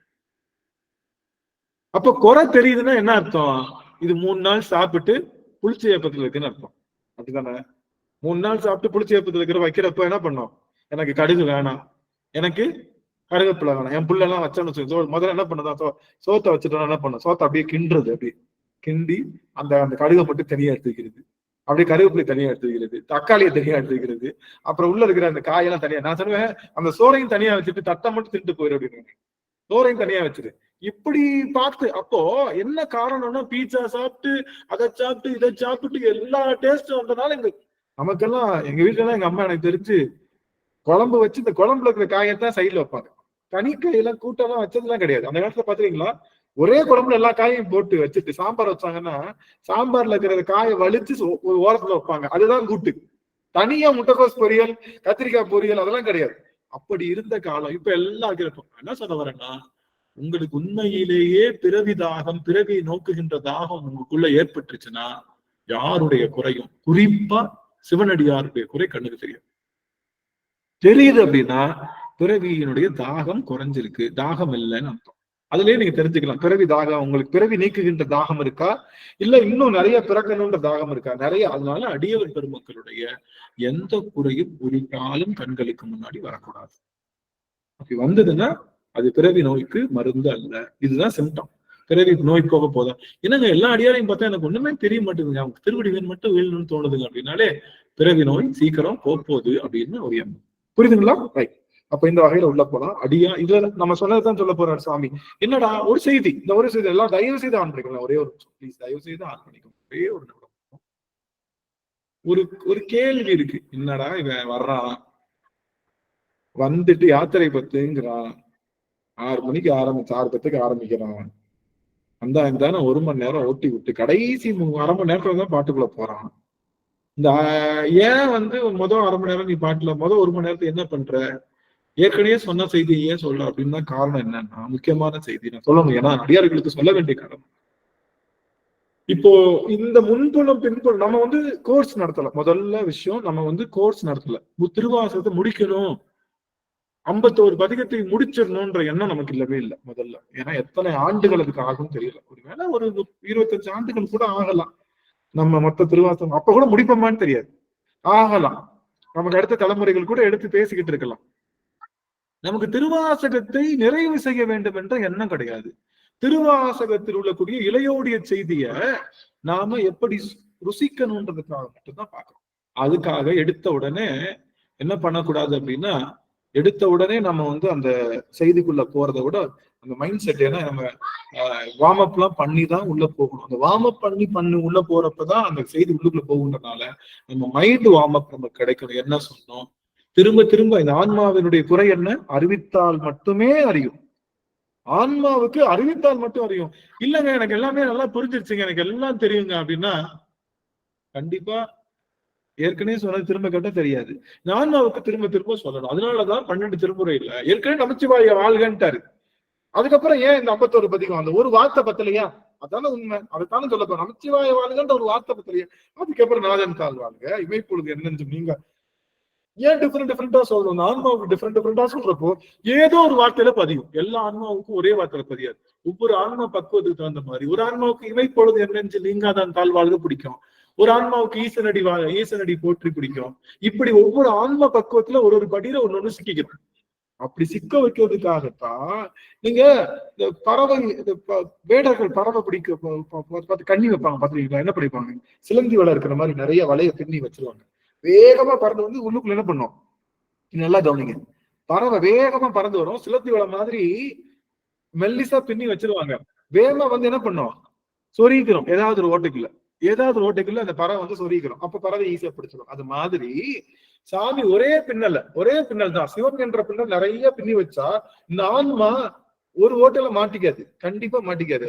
இது என்ன பண்ணும்? அங்கிட்ட போறப்ப ஏதோ ஒரு ஓட்டையில மாட்டிக்கும். அதனாலதான் இத்தனை திருமுறைகளை வச்சு இவ்வளவு பாடலை வச்சு செஞ்சது. ஏதோ ஒரு வரிதான் சுடும் இந்த ஆன்மாவுக்கு, ஏதோ ஒரு வார்த்தை தான் உள்ளுக்குள்ள இறங்கும். ஒரே வார்த்தையை சொன்னா இந்த ஆன்மாவுக்கு தெரியாது. சத்தியமேவ ஜெயத்தே அப்படின்னு சொன்னா இந்த ஆன்மாவுக்கு புரியாது. உண்மையே வாய்மையே வெல்லும் அப்படின்னு சொன்னா புரியாது. அதுக்குன்னு ஒரு கதையே எழுதணும். ஹரிச்சந்திரன் ஒருத்தர் தான் தெரியுமா, அவன் எவ்வளவு கஷ்டப்பட்டான் தெரியுமா, அது பண்ணான் தெரியுமான்னு சொல்லி கடைசியில சொல்றப்பதான் அப்படியே கண்ணீர் மல்கி கரெக்ட், நீங்க சொல்றது கரெக்ட், நாங்க உண்மையை பேசுறோம் அப்படின்னு என்ன தோணும். அதனால தொடர்ந்து உங்களுக்கு இது திகட்டுதோ திகட்டலையோ, இது பிடிச்சிருக்கோ பிடிக்கலையோ, சொல்ல வேண்டிய குருநாதருடைய கட்டளை அடியேன். அவ்வளவுதான். இப்படித்தான் சொல்லணும். இப்படி சொன்னாதான் அது ஏறும். அதனால சொல்லி இது நம்ம நமக்கு யாத்திரை பத்தி முடிச்சு என்ன பண்ண போறோம்? யாத்திரை பத்தி முடிச்சிட்டோம், என்ன பண்ண போறோம்? உள்ளுக்குள்ள இறைவன் தான் பெரியவன், அவன் திருவடி தவிர உலகத்துல எனக்கு சரணாகதி இல்லைன்ற அந்த தன்மை உள்ளுக்குள்ள இறங்காத வரைக்கும் நான் இது 1000 முறை முற்றோதல் செய்தாலும் அதுல பலன் இல்லை. அதைத்தான் நம்ம செஞ்சுட்டு இருக்கோம். அதனால மெதுவா தான் போறோம். அதனால அடியார்கள், இங்க வருகின்ற அடியார்களுடைய நோக்கம் என்னவா இருக்கணும்னா சிவத்தை பருகணும். ஒரே கடலை மாவு, ஒரே ஜீனி, ஒரே நெய். ஆனா என்ன பண்ணிடுவோம்? முதல் நாள் லட்டு பண்ணுவோம், 2ஆவது நாள் மைசூர் பாக்கு பண்ணுவோம், 3ஆவது நாள் பாசந்தி பண்ணுவோம். இது மாதிரி ஒரே காம்பினேஷன் தான். உருட்டி போடுறதும் ஜல்லிக்கரண்டில போடுறதும் அதுதான். அது போல உள்ளுக்குள்ள இன்கிரீடியன்ட் ஒண்ணு. ஆனா இந்த ஆன்மா டெய்லி லட்டு கொடுத்தா போர் அடிச்சிடும். அதனால ஒரு நாள் லட்டு கொடுக்கணும், ஒரு நாள் என்ன பண்ணணும்? மைசூர் பாக்கு தரணும், ஒரு நாள் ஜிலேபி தரணும், மாத்தி மாத்தி கொடுக்கும். ஆனா ஒரே அது மாதிரி இறைவனுடைய திருவடியை பலவாறு சொன்னா மட்டும்தான் அந்த ஆன்மாவுக்கு புரியும். ஏதோ ஒரு வார்த்தை ஆன்மாவுக்கு சொல்லும். ஆனா ஒரு முடிந்த முடிவு என்னன்னா, நமக்கு சிவனுடைய திருவடி தான் நம்முடைய சென்று சேருகின்ற இடம். அதுக்கு உதவி செய்கின்றது 2 பேரு. யார் அப்படின்னா, ஒண்ணு குருநாதர், இன்னொன்னு அடியவர் திருவடி. உங்க 2 பேரையும் திருவடியில வீழ்ந்து வீழ்ந்து வணங்கி வணங்கிதான் உள்ள போக முடியும். அதுதான் கேட் பாஸ். கேட் பாஸ் என்னன்னா, அதுதான் உள்ள கேட்டை திறக்கிறதுக்கு என்ன சொல்லுவாங்க, அண்டா காக்குக்கும் அபு காக்குக்கும் திறந்துடு சீசேன் அப்படின்னு சொல்லி அலிபாபா 40 திருடர்களை சொல்றது மாதிரி கேட் பாஸ்ன்னு ஒண்ணு இருக்கு. இது சொன்னாதான் விடுவோம். அப்படி இறைவனுடைய திருவடி கடலை அடைவதற்கான கேட் பாஸ் என்னன்னா, அடியவர் திருவடியை வணங்குறதும் குருநாத திருவடி வணங்குறதும். எவ்வளவு அடிகளை திருவடி வணங்குறோமோ அவ்வளவு ஃபாஸ்டா போயிடும். எவ்வளவு குருநாத திருவடியை வணங்கி நம்ம உருகுகின்றமோ அவ்வளவு ஃபாஸ்டா நம்ம முன்னாடி போயிடும். அப்போ அந்த கேட் பாஸ் வந்து கேட்கும், எத்தனைப்பா 500 திருவடியா, போடு கியர 50 கிலோமீட்டர் வேகத்துல போ, பெருமான பாத்துடலாம். அப்புறம் இன்னும் கேட்கும், என்னப்பா 10 திருவடி தான் வணங்குறீங்க, சரி உனக்கு போடு கியர 10 கிலோமீட்டர் ஸ்பீட்ல போ, பெருமான பாத்துக்க அப்படின்னு அந்த திருவடி வணக்கமும் நமக்குள்ள இருக்கக்கூடிய புரிதலும் மட்டும்தான் பெருமாட்டை சேர்க்க போறதே தவிர மித்த எதுவும் நம்ம சேர்க்க போறது. அப்போ இந்த பாட்டு பார்க்கலாம். இப்ப நம்ம சொன்னது எல்லாமே இந்த பாட்டுல இருக்கு, பாடலாம். இந்த பாட்டை மதிலாமா அவர்கள் அடியார் ஆனீர் எல்லீரும். திருச்சிற்றம்பலம். அடியாரானீர்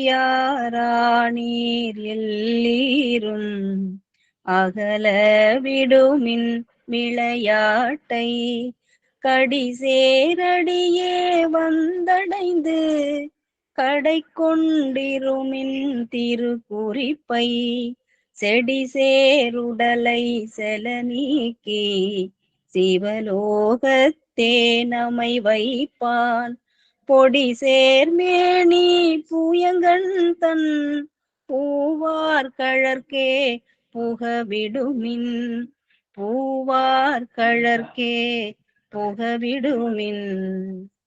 திருச்சிற்றம்பலம். சரளாம் அவர்கள். அம்மா சரளம்மா. அம்மா சுவாமி.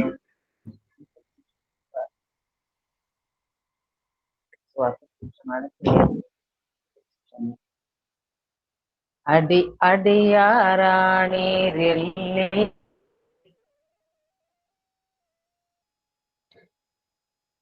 கடிசேரடியே வந்தடைந்து கடை கொண்டிருமின் திருக்குறிப்பை செடி சேருடலை சில நீக்கி சிவலோகத்தே நமை வைப்பான் பொடி சேர்மேனி புயங்கன் தன் பூவார் கழற்கே புகவிடுமே. சிற்றம்பலம். ரஞ்சிதமணி அம்மா சுவாமி அவர்கள் சொல்லி தனாலம்மா.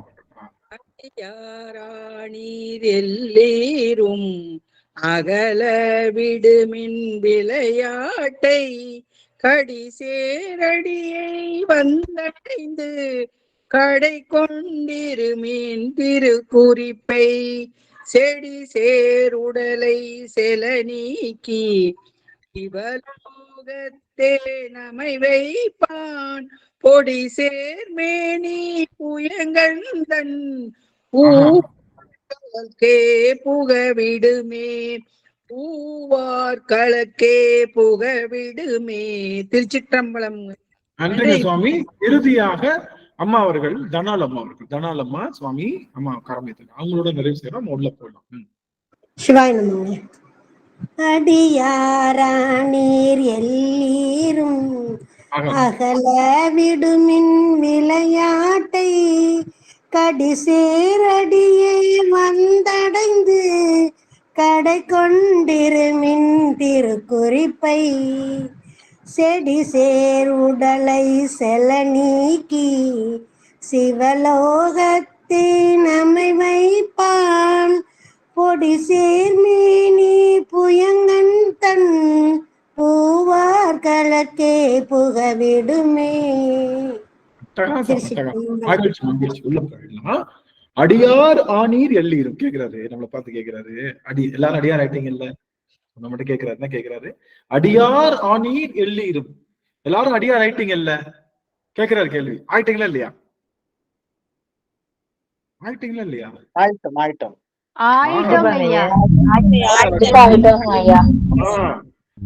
எல்லாரும் போடலாம். அடியாறுகள் ஆனவங்க எல்லாருமே எப்படின்னா இருக்கிற மாதிரி அடியார ஆனதுனாலதான் எல்லாம் திருவாச கூட்டத்திலயும் இருக்கிறான் சிவா.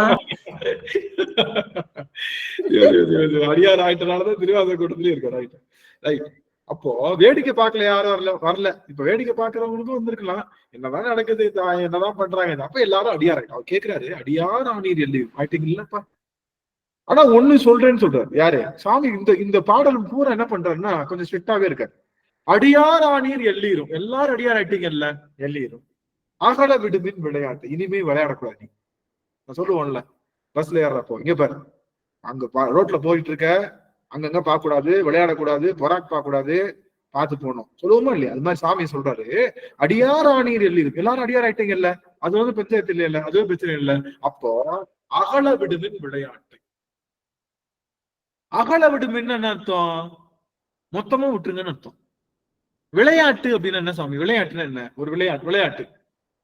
ஒருத்தன் போய் இப்ப நான் இப்படி கேட்டா பதில் சொல்ல தெரியாது, எல்லாம் ஒரு நிமிடம் முடியாது. நம்ம இன்னைக்கு கொஞ்சம் தான் பார்க்க போறோம். அடியன் சரியா 7:30 க்ளோசிங்கே முடிஞ்சிடும். அடியன் கொஞ்சம் ஒரு சின்ன அலுவல் இருக்கிறதுனால இப்போ என்னன்னா கொஞ்சம் ஒரு நிமிடம் 2 நிமிடம் எல்லாம் ஆன் பண்ணிக்கலாம். இப்போ ஒரு புள்ள இருக்கு, பொலின்னு விட்டுறோம். நமக்கு தெரிஞ்சவங்க தான், சேம் ஏஜ் குரூப்.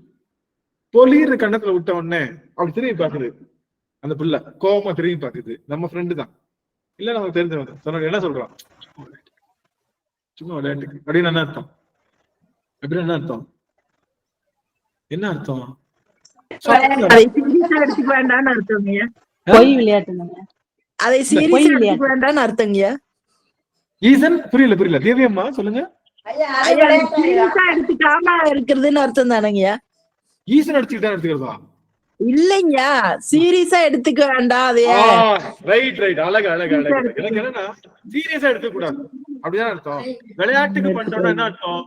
பொருள் இல்லைன்னு அர்த்தம், அதுல இன்டென்ஷன் இல்லைன்னு அர்த்தம். புரிஞ்சுதுங்களா? இங்க பாரு, அடிச்சதுல நான் அடிச்சேன், ஆனா என்ன கிடையாது, உனக்கு வலிக்கணும்ன்றதுக்காக நான் அடிக்கல, எனக்கு அந்த இன்டென்ஷன் கிடையாது, சும்மா விளையாட்டு. உனக்கு சும்மா விளையாட்டுக்கு அடிக்கும் போது கைய மூடிக்கிட்டு அப்படி அடிப்பாங்க, வலிக்காது, அது அந்த மாதிரி அடிப்பாங்க. இல்ல வலிக்கும். ஆமா, நிஜமாவே அடி. இப்போ விளையாட்டுனா என்ன அப்படின்னா, பொருள் இல்லாமல் செய்வது விளையாட்டு. பொருள், எந்த பொருளும் இருக்காது, ஒண்ணுமே இருக்காது, அது பேர் என்னது? விளையாட்டுன்னு சொல்லுவோம். பொருள் இல்லாமல் செய்வது விளையாட்டு. நீங்க கேட்கலாம், ஏங்க சிவபெருமான் மட்டும் விளையாடுறாரு, அந்த ஆளும் பொருள் இல்லாம தான் விளையாடுறாரா? அவர் பண்ற விளையாட்டுக்கு என்னங்க அப்படின்னா, நாம செய்யற விளையாட்டுக்கு பேரு பொருள் இல்ல. பொருள்னா நோ மீனிங் இல்லாம பண்றது பேரு விளையாட்டு. இன்னொன்னு பெரியவங்க எல்லாம் பாத்துருக்கீங்களா? உட்கார்ந்து இருப்பாங்க, சின்ன குழந்தைங்க எல்லாம் விளையாடிட்டு இருக்கோம். அவங்களுக்கு தெரியும் இந்த புள்ள இங்கதான் லேட்டா தான், பின்னாடி கடைசி தான் வரும்னு தெரியும். ஆனா உட்கார்ந்து இருப்பாங்க, அவங்களே எல்லாத்தையும் ப்ரோக்ராம் பண்ணிட்டு இருப்பாங்க. இப்போ ஒரு முடிவும் முதலும் இவங்கதான் ஜெயிக்க போறாங்க, இவங்கதான் வர போறாங்க, இப்ப இது இப்படித்தான் நடக்கும், இப்படிதான் நடக்காது. இப்ப படம் இருக்குன்னு வச்சுக்கோங்க, ஒரு சினிமா படமே பாக்குறோம், அந்த படம் இப்படிதான் தொடங்கும், இப்படிதான் முடியும் அப்படின்னு ஒரு தடவை பாத்துக்கலாம். 2வது பாக்குறப்போ சீரியஸ்னஸ் இருக்குமா? நம்ம கிட்ட சீரியஸ்னஸ் இருக்குமா? முதல்ல பாக்குறப்போ என்ன திக்குன்னு இருக்கும், அடுத்து என்ன நடக்குமோ. ஒரு தடவை பார்த்து முடிச்சிட்டோம், அடுத்தது இதான் நடக்கும் தெரியுமா தெரியாதா? அப்ப என்ன இல்ல, அங்க சீரியஸ்னஸ் இல்ல. அந்த சீரியஸ்னஸ் இல்லாததுதான் பெருமான் விளையாடுறான். ஏன்னா இந்த ஆகாவலி, இந்த எதுக்குமே ஆகாத இந்த ஆன்மா போன பிறகு எப்படி இருந்துச்சுன்னு தெரியும், இனிமே வர்ற பிறகு எப்படி இருக்க போகுதுன்னு தெரியும். முன்னாடி இருக்கிற சீனும் சாமிக்கு தெரியும். இது பாரு, சாமி சொல்லுவாரு, இது பாரு, இது நெத்தியில திண்ணீரை போட்டுக்கிட்டு நானும் திருவாசகம் கிளாஸ் நடத்துறேன்னு இது ஓவரா பண்ணிட்டு இருக்குது, நல்லா தெரியுது, இது எப்படி இருந்துச்சுன்னு தெரியும். அடுத்த பிறகுல இது நாயாத்தான் பிறக்க போகுது, ஆனாலும் இது என்ன அழிச்சாட்டியம் பண்ணிட்டு இருக்கு பாரு அப்படின்னு அவனுக்கு தான் தெரியலாம். புரியுதுங்களா அவனுக்கு? புரியுதுங்களா? அவனுக்கு தான் தெரியும். முன்னையும் பின்னையும் தெரிஞ்சிச்சுன்னா சுவாரஸ்யம் இருக்காது, அதுல ஒரு பெரிய பயம் இருக்காது, ஒரு பெரிய திக்கு மூமெண்ட் இருக்காது.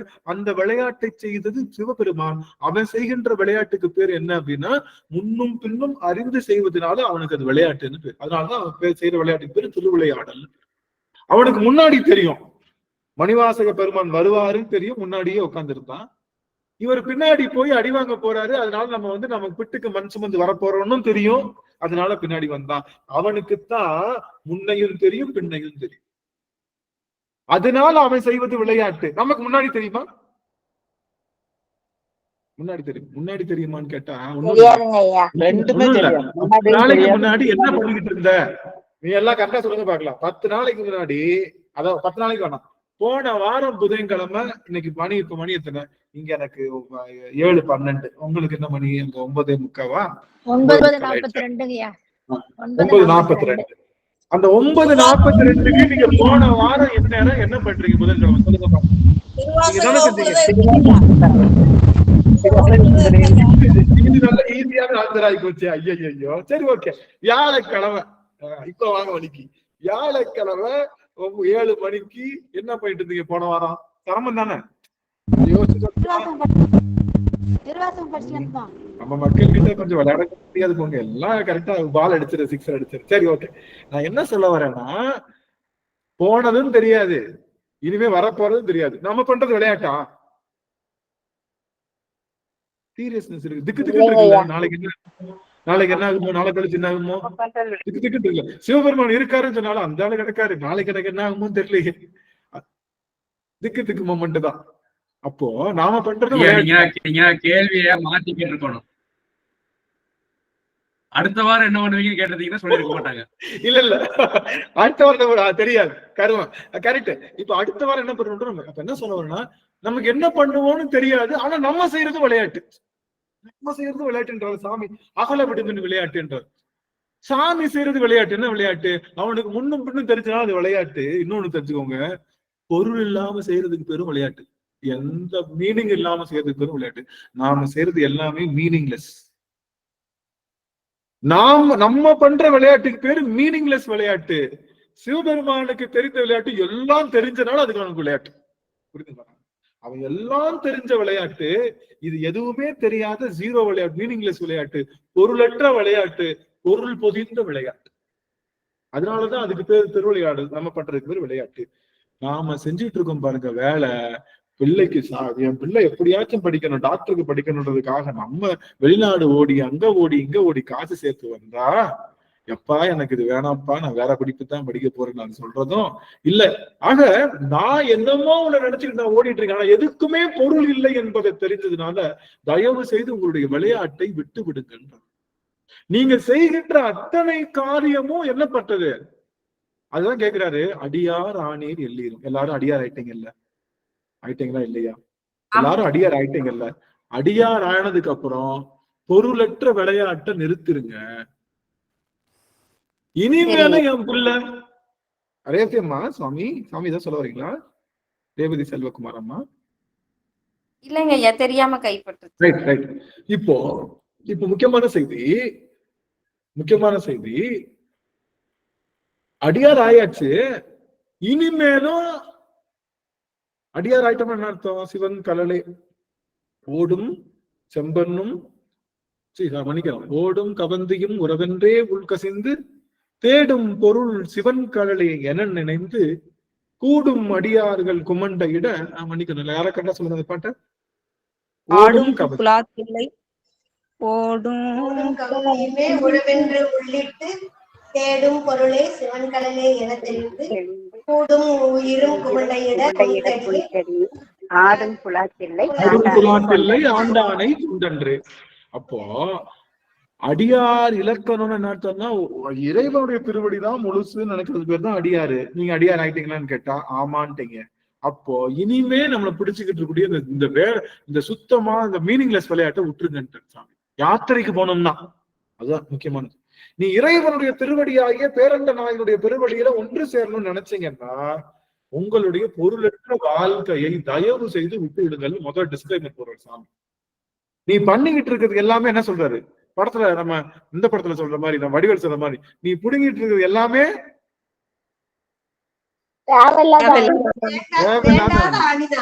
தேவையில்லாத அணி. நீங்க புடுங்கிட்டு இருக்குது எல்லாமே தேவையில்லாத ஆணின்றதான் சாமி என்ன சொல்றாரு? அடியார் ஆணியில் எள்ளீரும் அகல விடுமின் விளையாட்டு. தயவு செய்து விளையாட்டை விட்டுருங்க. நீங்க ஆத்துல ஒரு கால் சேத்துல ஒரு கால் தயவு செய்து வைக்காதன்றார். அடியார் ஆயிட்டியா? அதுக்காக காவி கசாயம் கட்டிட்டு வீட்டை விட்டு வெளியே வந்துடாத. அதுக்காக சிவபெருமான விட்டுட்டு என் பிள்ளைங்களை ஐயோ வந்திருக்காங்க, அவங்க வந்திருக்காங்க. எப்பா நம்மளே வாரத்துக்கு ஒரு முறை, அதுவும் ஊரெல்லாம் அடங்கணும். அப்புறம் ஒரு சனம் தூங்கிருச்சு ஊத காத்தும் அடிச்சிருச்சுன்ற மாதிரி எல்லாரும் தூங்கினதுக்கு அப்புறம் 8:30 தான் ஆரம்பிக்கிறோம். ஏன்னா முன்னாடி எல்லாரும் சாப்பாடை போட்டு இதை பண்ணி இது பண்ணி எல்லாம் போட்டு எப்ப நீங்க சாப்பிட்டுக்கணும்ப்பா அப்படின்னு சொல்லிட்டு வந்துடுறோம். 8:30 தான் ஆரம்பிக்கிறோம், 9:30 முடிச்சிடுறோம், அவ்வளவுதான். அதுவும் வாரத்துக்கு 2 நாள். அதனால அந்த 2 நாளுக்கு போயிட்டு அங்க ஒரு பஞ்சாயத்து, இங்க ஒரு பஞ்சாயத்து, அவங்க என் கூட பேச, அதனால நான் கிளாஸுக்கு எதிரா சான்ஸ்ன்னு பாக்குறது, எதிரா சான்ஸ் கிளாஸுக்கு வந்து லீவ் விடுறது.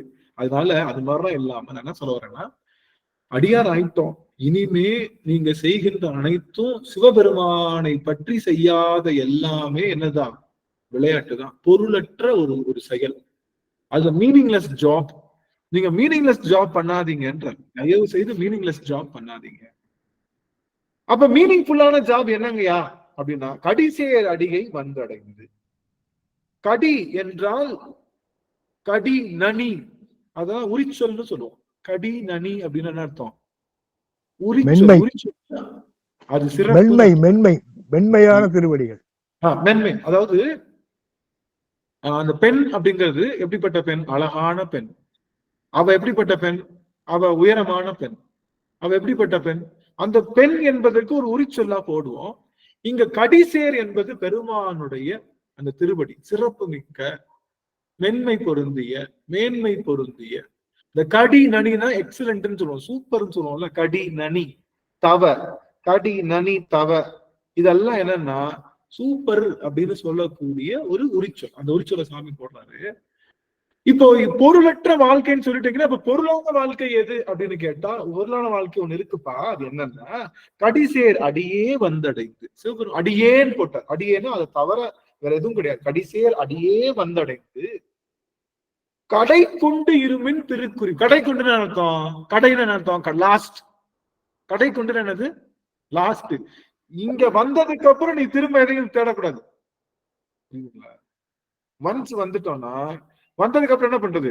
கோயிலுக்கு போயிட்டு சாமி கும்பிட்றப்போ, ஐயோ இன்னைக்குத்தான் 999 ரூபாய்க்கு பேட்டா கடையில செருப்பு புதுசா போட்டு வந்தோமே, 10 ரூபாய் டோக்கன் கேட்டான், அதுக்கு டோக்கன் கொடுக்க வேணாம்னு சொல்லிட்டு வெளியிலேயே போட்டு வந்துட்டோமே, அந்த செருப்பு இருக்குமோ இருக்காதோ அப்படின்னு நினைச்சு இங்க உட்காந்து சாமிக்கு முன்னாடி கும்பிட்டுட்டு இருந்தோம்னா, அது என்ன இப்படி? அப்ப அடியாரா நீங்க? அப்போ நம்ம நினைப்பெல்லாம் அடுத்த இடத்துக்கு போயிடுது. சிவனுக்கிட்ட வந்ததுக்கு அப்புறம் எனக்கு எங்க அப்பன் தான் அப்படின்னு ஊண்டி நின்னுட்டீங்கன்னா, கவனிச்சுக்கோங்க, சுத்தி இருக்காங்க நம்ம சுத்தி, அவங்கதான் அடுத்த பிறவிக்கு இழுக்கிறதுக்கான மாயை. அடுத்த பிறவி அவங்களுக்கு எல்லாம் செய்ய வேண்டியதையும் செய்யணும். ஆனா ஒண்ணு மட்டும், அவங்க வந்து என்ன கிடையாது, நம்மளுடைய ஃபைனல் டெஸ்டினேஷன் கிடையாது. அவங்க ஸ்டாப் வந்தா இறங்கிடுவாங்க. அதுக்காக ஸ்டாப் வந்து இறங்கிறவங்க பக்கத்துல இருக்கிறவனுக்கு கத்தி எடுத்து குத்துவா போறோம், கொஞ்சம் போல கையில வச்சிருப்போம், ஏதாவது சாப்பிட்டுட்டு இருப்போம், கொஞ்சம் சாப்பிடுங்களேன்னு கொடுப்போம், கொஞ்சம் போல ஏதாவது கொடுப்போம், ஏதாச்சும் கொஞ்சம் ஃப்ரீ. அது மாதிரி நம்மளுடைய உறவுகள், நம்மளுடைய எல்லாருமே நம்ம கூட பயணம் செய்யறவங்க, அவங்க ஸ்டாப்ல அவங்க இறங்கிடுவாங்க. எங்க அப்பா மட்டும்தான் கூட வரணும். நம்ம அப்பா மட்டும்தான் திரும்பி பார்த்தா, எந்த பக்கம் திரும்பி பார்த்தாலும் நான் இருக்கேன்னு கையை காமிச்சுட்டே இருப்பான். அவன் மட்டும்தான் கூட வர போறான். அவனை மட்டும் பிடிச்சுக்கிட்டு மித்தவங்க அத்தனை பேரு கூடயும் சுமூகமாக இருந்து அறத்தை செய்து அவர்களுக்கு செய்ய வேண்டியவர்களை செய்து நாம் இருக்கணும். அதனாலதான் கடை கொண்டு இருமின் திருக்குறிப்பு. சிவனுடைய திருவடியை பற்றணும் முதல்ல, அதுதான் பொருள் நிறைந்த வாழ்க்கை. கடைசியில கடை கொண்டு இருமின் இருங்க, என்னது? திருக்குறிப்பை. அவனுடைய திருக்குறிப்பு என்னவோ அதை பிடிச்சுக்கிட்டு உட்காருங்க. அவனுடைய திருவடியை பிடிச்சுக்கோங்க. திருக்குறிப்புனா என்ன? திருக்குறிப்புனா என்ன அப்படின்னா ஒண்ணும் கிடையாது. நல்லா கவனிங்க. திருக்குறிப்புனா ஒண்ணும் கிடையாது. இன்னைக்கு அவன் என்ன வினை ஊற்றானோ அதை அப்படியே வாங்கி முழுங்கி உட்கார்றது. போன தடவை நம்ம திருக்குறிப்பு என்ன சொன்னோம்? அடியார்களுக்கு உதவி செய்தாது, அதுவும் ஒரு திருக்குறிப்பு தான். இந்த பிறவிக்கு, இந்த ஆன்மாவுக்கு இதுதான் உணவு, இதுதான் உணர்வுன்னு ஊட்டும் போது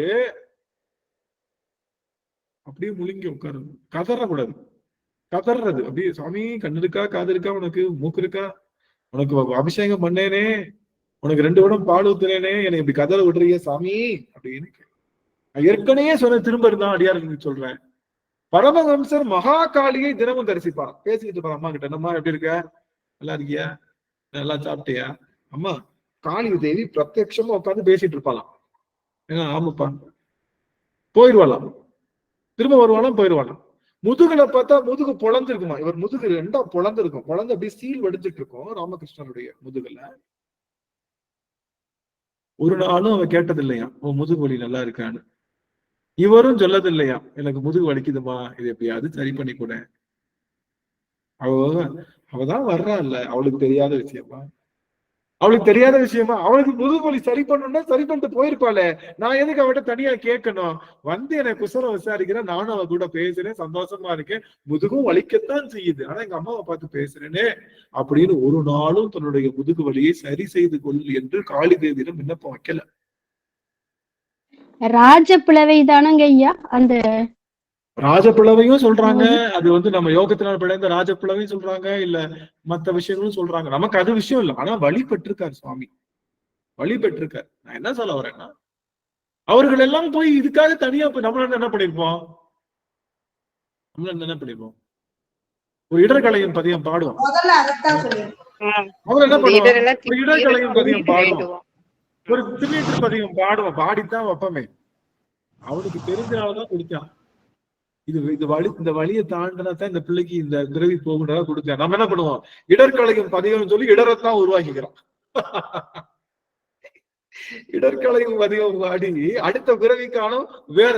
சாமி என்ன பண்ணுவாரு, இந்த நோய் இருந்தா இந்த பிள்ளை இனிமே நோய் இன்னும் அதிகமா அந்த வழி பெற்று இனி பிறவியவே விட்டுரும்னு நினைச்சா இது என்ன பண்ணுது, அப்படியே வந்து அப்படியே சோப் போட்டு குளிச்சு அப்படியே கில்ட் பண்ணிக்கிறதா பாக்குது. வலி கொடுக்கிறதே இனி மீண்டும் வராம இருக்கணும், ஏன்னா அது அதுக்கான பிறவிக்கான. அதனால அவ கொடுக்கறத நாவுக்கரச பெருமாள் நாளைக்கு நம்ம பார்க்க போறோம், வாய்ப்பு இருந்தா வாங்க எல்லாரும். நாளைக்கு 10 மணிக்கு இந்திய நேரம் 10 மணிக்கு நாவுக்கரச பெருமாள் என்ன கொடுத்தாலும் வாங்கிக்குவார். கேட்கவே மாட்டார் சாமி, சாமி என்னை ஏன் கல்லையில கட்டி போட்டாங்க. நான் தான் அடியார்கிட்ட சொல்லுவேன், அடியார்கள் எல்லாம் வந்தவங்களுக்கு எல்லாம் தெரியும். நாவுக்கரச பெருமானுக்கு பேர் வைக்கிறாரு, எங்க நாம எல்லாம் போனமே திருவதிகையில பேர் வைக்கிறாரு, உலகேலும் மண்ணுக திருநாவுக்கரசு என்னும் நாமம் சொல்லிட்டு அப்படி பேர் வைக்கிறவரு. அவ்வளவு தூரத்துக்கு சாமியோட அருள் நிறைந்ததுக்கு அப்புறம் இவர் பிடிச்சு அமுக்கி உட்கார வச்சு மேல முழுகி எதுல போடுறாங்க, சுண்ணாம்பு கலசத்துல போடுறப்போ இவர் என்ன பண்றாரு, நிமிர்ந்து பார்த்தா அந்த சமணர்கள் அப்படி வெகுண்டு பார்த்தாலும் என்ன ஆயிருப்பாங்க எல்லாரும், சமணர்கள் அப்படி வெகுண்டு ஒரு கண்களை உருட்டி எல்லாரும் எரிஞ்சு போயிருப்பாங்க, எல்லாரும் எரிஞ்சு அப்படியே பொடி பொடியா போயிருப்பாங்க. அவருக்கு அது வேலை இல்லை, ஏற்கனவே நான் செஞ்சேனே அப்ப இல்லைன்னு சொல்லி 40 வருஷமா சமணத்துல உட்கார்ந்து இருந்த அந்த திண்ணேன் இல்லையா, அதுக்கு நான் எனக்கு வேணும், நல்லா வேணும், இன்னும் பண்ணு சாமி, இன்னும் பண்ணுன்னு கல்லை கட்டி கடல்ல அப்படி தள்ளும் போது அவர் மிதந்து வரணும்னு பாடல, நற்றுணையாவது நமச்சிவாய், நான் எனக்கு நமச்சிவாய் தான் நற்றுணையாவதுன்னு சொன்னாரே தவிர அது அந்த வார்த்தை மிதக்கச்சு. நான் என்ன சொல்ல வரேன்னா, நிறைய அருளாளர்கள் பிறவி நீக்கம் செய்ய வேண்டும் என்ற அருளாளர்கள் எல்லாருமே என்ன பண்ணுவாங்க, முழுங்குவாங்க, எனக்கு வருகின்ற வழிகளை முழுங்கும். அதுதான் திருக்குறிப்பை கொண்டு கடை கொண்டு, அந்த வார்த்தை சொல்றது கடை கொண்டு இருமின் திருக்கு, இருமின் இருமின் அர்த்தம், வலிச்சா என்ன பண்ணக்கூடாது, அதான் இருமின்.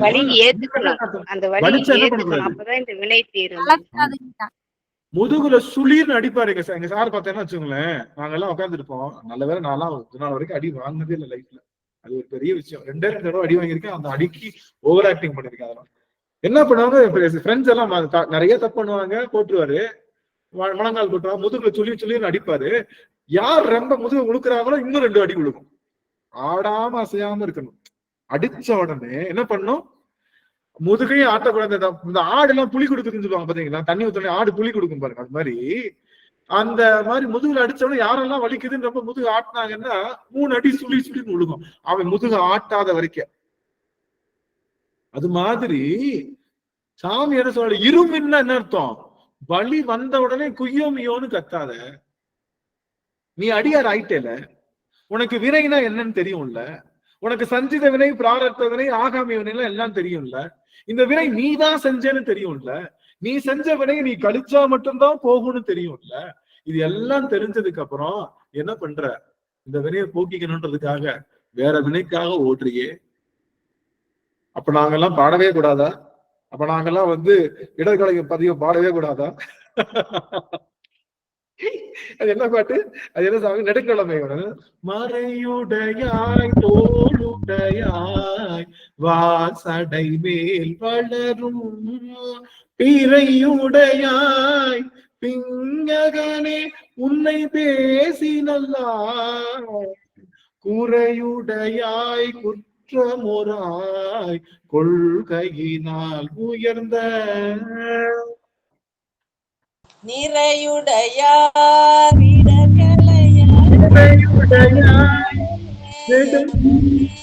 நெடுங்கலம் மேயவனே பாடுறோம் இல்லையா? அப்புறம் மிடரின் இடக்கிய வேதியனே இதுவோ எமை ஆளுமாறு இல்லையோ அதுவோ உனதின்னருள் ஆவதற்கு வாங்குறது அவர் பாடினாரு. அவர் கேட்கிறாரு, இப்போ வீட்டுக்காரம்மா அந்த ஹஸ்பண்ட எனக்கு காசு தரலன்னா தலையில துண்டம் போட்டு புடிச்சு கேட்கலாம்.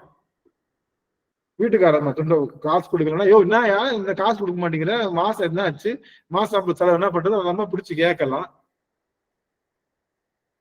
இப்பெல்லாம் காலம் மாறி போச்சுங்க, காலம் மாறி போச்சு, மாறுது. மூணாவது நாலாவது யாருன்னே தெரியாதவங்க அன்னைக்குதான் தெரிஞ்சவர் இவருக்கு என்ன எனக்கு காசு தர மாட்டேங்கிற தருவு அப்படின்னு கழுத்துல துட்ட போட்டு கேட்கற மாதிரி நம்ம கேட்டுட்டு இருக்கோம். அவருக்கும் ஞான சம்பந்தருக்கும் அவ்வளவு க்ளோஸ். நான் யார் தர மாட்டேங்கிற, நான் அவ்வளவு பெரிய ஆளா, எல்லாத்தையும் செஞ்சையே, நீ என்ன எனக்கு தரதுக்கு தந்தா குறைஞ்சா போயிடுவேன் கேட்கிறாரு. நம்மளும் அதே மாதிரி கேட்டு சரி நல்லதுதான். அவனுக்கு எல்லாரும் ஒண்ணுதான். என்ன சொல்ல வரேன்னா, முழுங்க தெரிஞ்சா மட்டும்தான் பிறவி நீக்கம். பிறவி நீக்கம் வேணுங்கிறது உங்களுடைய அப்ஜெக்டிவா இருந்ததுன்னா, பிறவி நீக்கம் இனிமே நான் பிறக்க கூடாதது உங்களுடைய அப்ஜெக்டிவா உங்களுடைய முழு நோக்கமா இருந்ததுன்னா முழுமைதான். பரிகாரம் என்பது இல்லை. வழியை பொறுத்து கொள்வதுதான் பரிகாரம். எந்த வழி வந்தாலும் சரி, எந்த துன்பம் வந்த போதும் ஓம் நம சிவாய, எதிரில் நின்று அருள் செய்யும் ஓம் நம சிவாய, மந்திர ரூபனே அப்படின்னு பாடுவது போல என்ன துன்பம் வந்தாலும் ஓம் நமச்சிவாய், என்ன பண்ணாலும் ஓம் நமச்சிவாய். வழிய அடக்கி எனக்கு எங்க அப்பன் கொடுத்தது இதுதான்.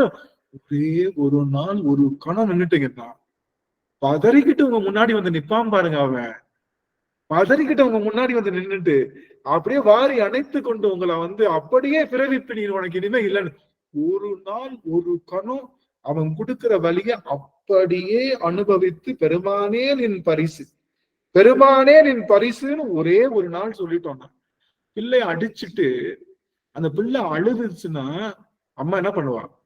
சமாதானப்படுத்தோ படுத்தாம கூட போவான். ஆனா அடிச்சுட்டு அந்த பிள்ளை அழுகாம அப்படியே உட்காந்துருக்கு அப்படின்னா அம்மானால தாய் இந்த பிள்ளை உள்ளுக்குள்ள என்ன நினைக்குதுன்னே தெரியலையே அப்படின்னு வாரி அணைத்து கொண்டு தானே அடிச்சுட்டு நைட்டு பூரா அழுவா உட்காந்துட்டு, பிள்ளைய தெரியாம அடிச்சுட்டோமே, இப்படி போட்டு அடிச்சிட்டமே, இப்படி செஞ்சு அடிச்சிட்டமேன்னு தாய் அழுவது போல பெருமாள் வந்து என் பிள்ளைக்கு அதுக்கு எடுத்து அது கொடுத்த வினயத்தான் இருந்தாலும் இதை போய் கொடுத்துருக்கலாமோ, செஞ்சிருக்கலாமோ, பாறை முழுங்கி உட்காந்துருக்கு, நம்ம கொடுத்த கதறலையே, அது வேணும் இது வேணும்னு கேட்கலையே, எல்லாம் அமைதியா உட்காந்துக்குச்சே, சரி இந்த பிள்ளைக்கு ஒரே ஒரு விஷயம் மட்டும் பண்ணி விட்டுருவோம், என்ன வினைய முழுங்க கத்துக்குச்சுல, இனிமே அந்த வினையெல்லாம் வேஸ்ட், அந்த ஆகாமிய வினை வேஸ்ட், பிராரப்த வினை வேஸ்ட், இனி சஞ்சிதவனை வேஸ்ட், இதெல்லாம் முழுங்க கத்துக்குச்சு அப்படின்னு சொல்லி என்ன பண்ணுவான், எல்லாருமே எரிச்சிட்டு அவன் அப்படியே கவர்ந்து கொண்டு போய் அவருடைய திருவடி நீர் எல்லாம் அமர்ச்சு. அதனால என்ன சொல்றாரு, அடியார் ஆனீர் எள்ளீரும் அகல விடுமின் விளையாட்டை, தயவு செய்து விளையாட்டை விட்டுருங்க. என்ன விளையாட்டு? நாம் செய்கின்ற விளையாட்டுக்கு பேர் என்ன? அறியாமைங்க.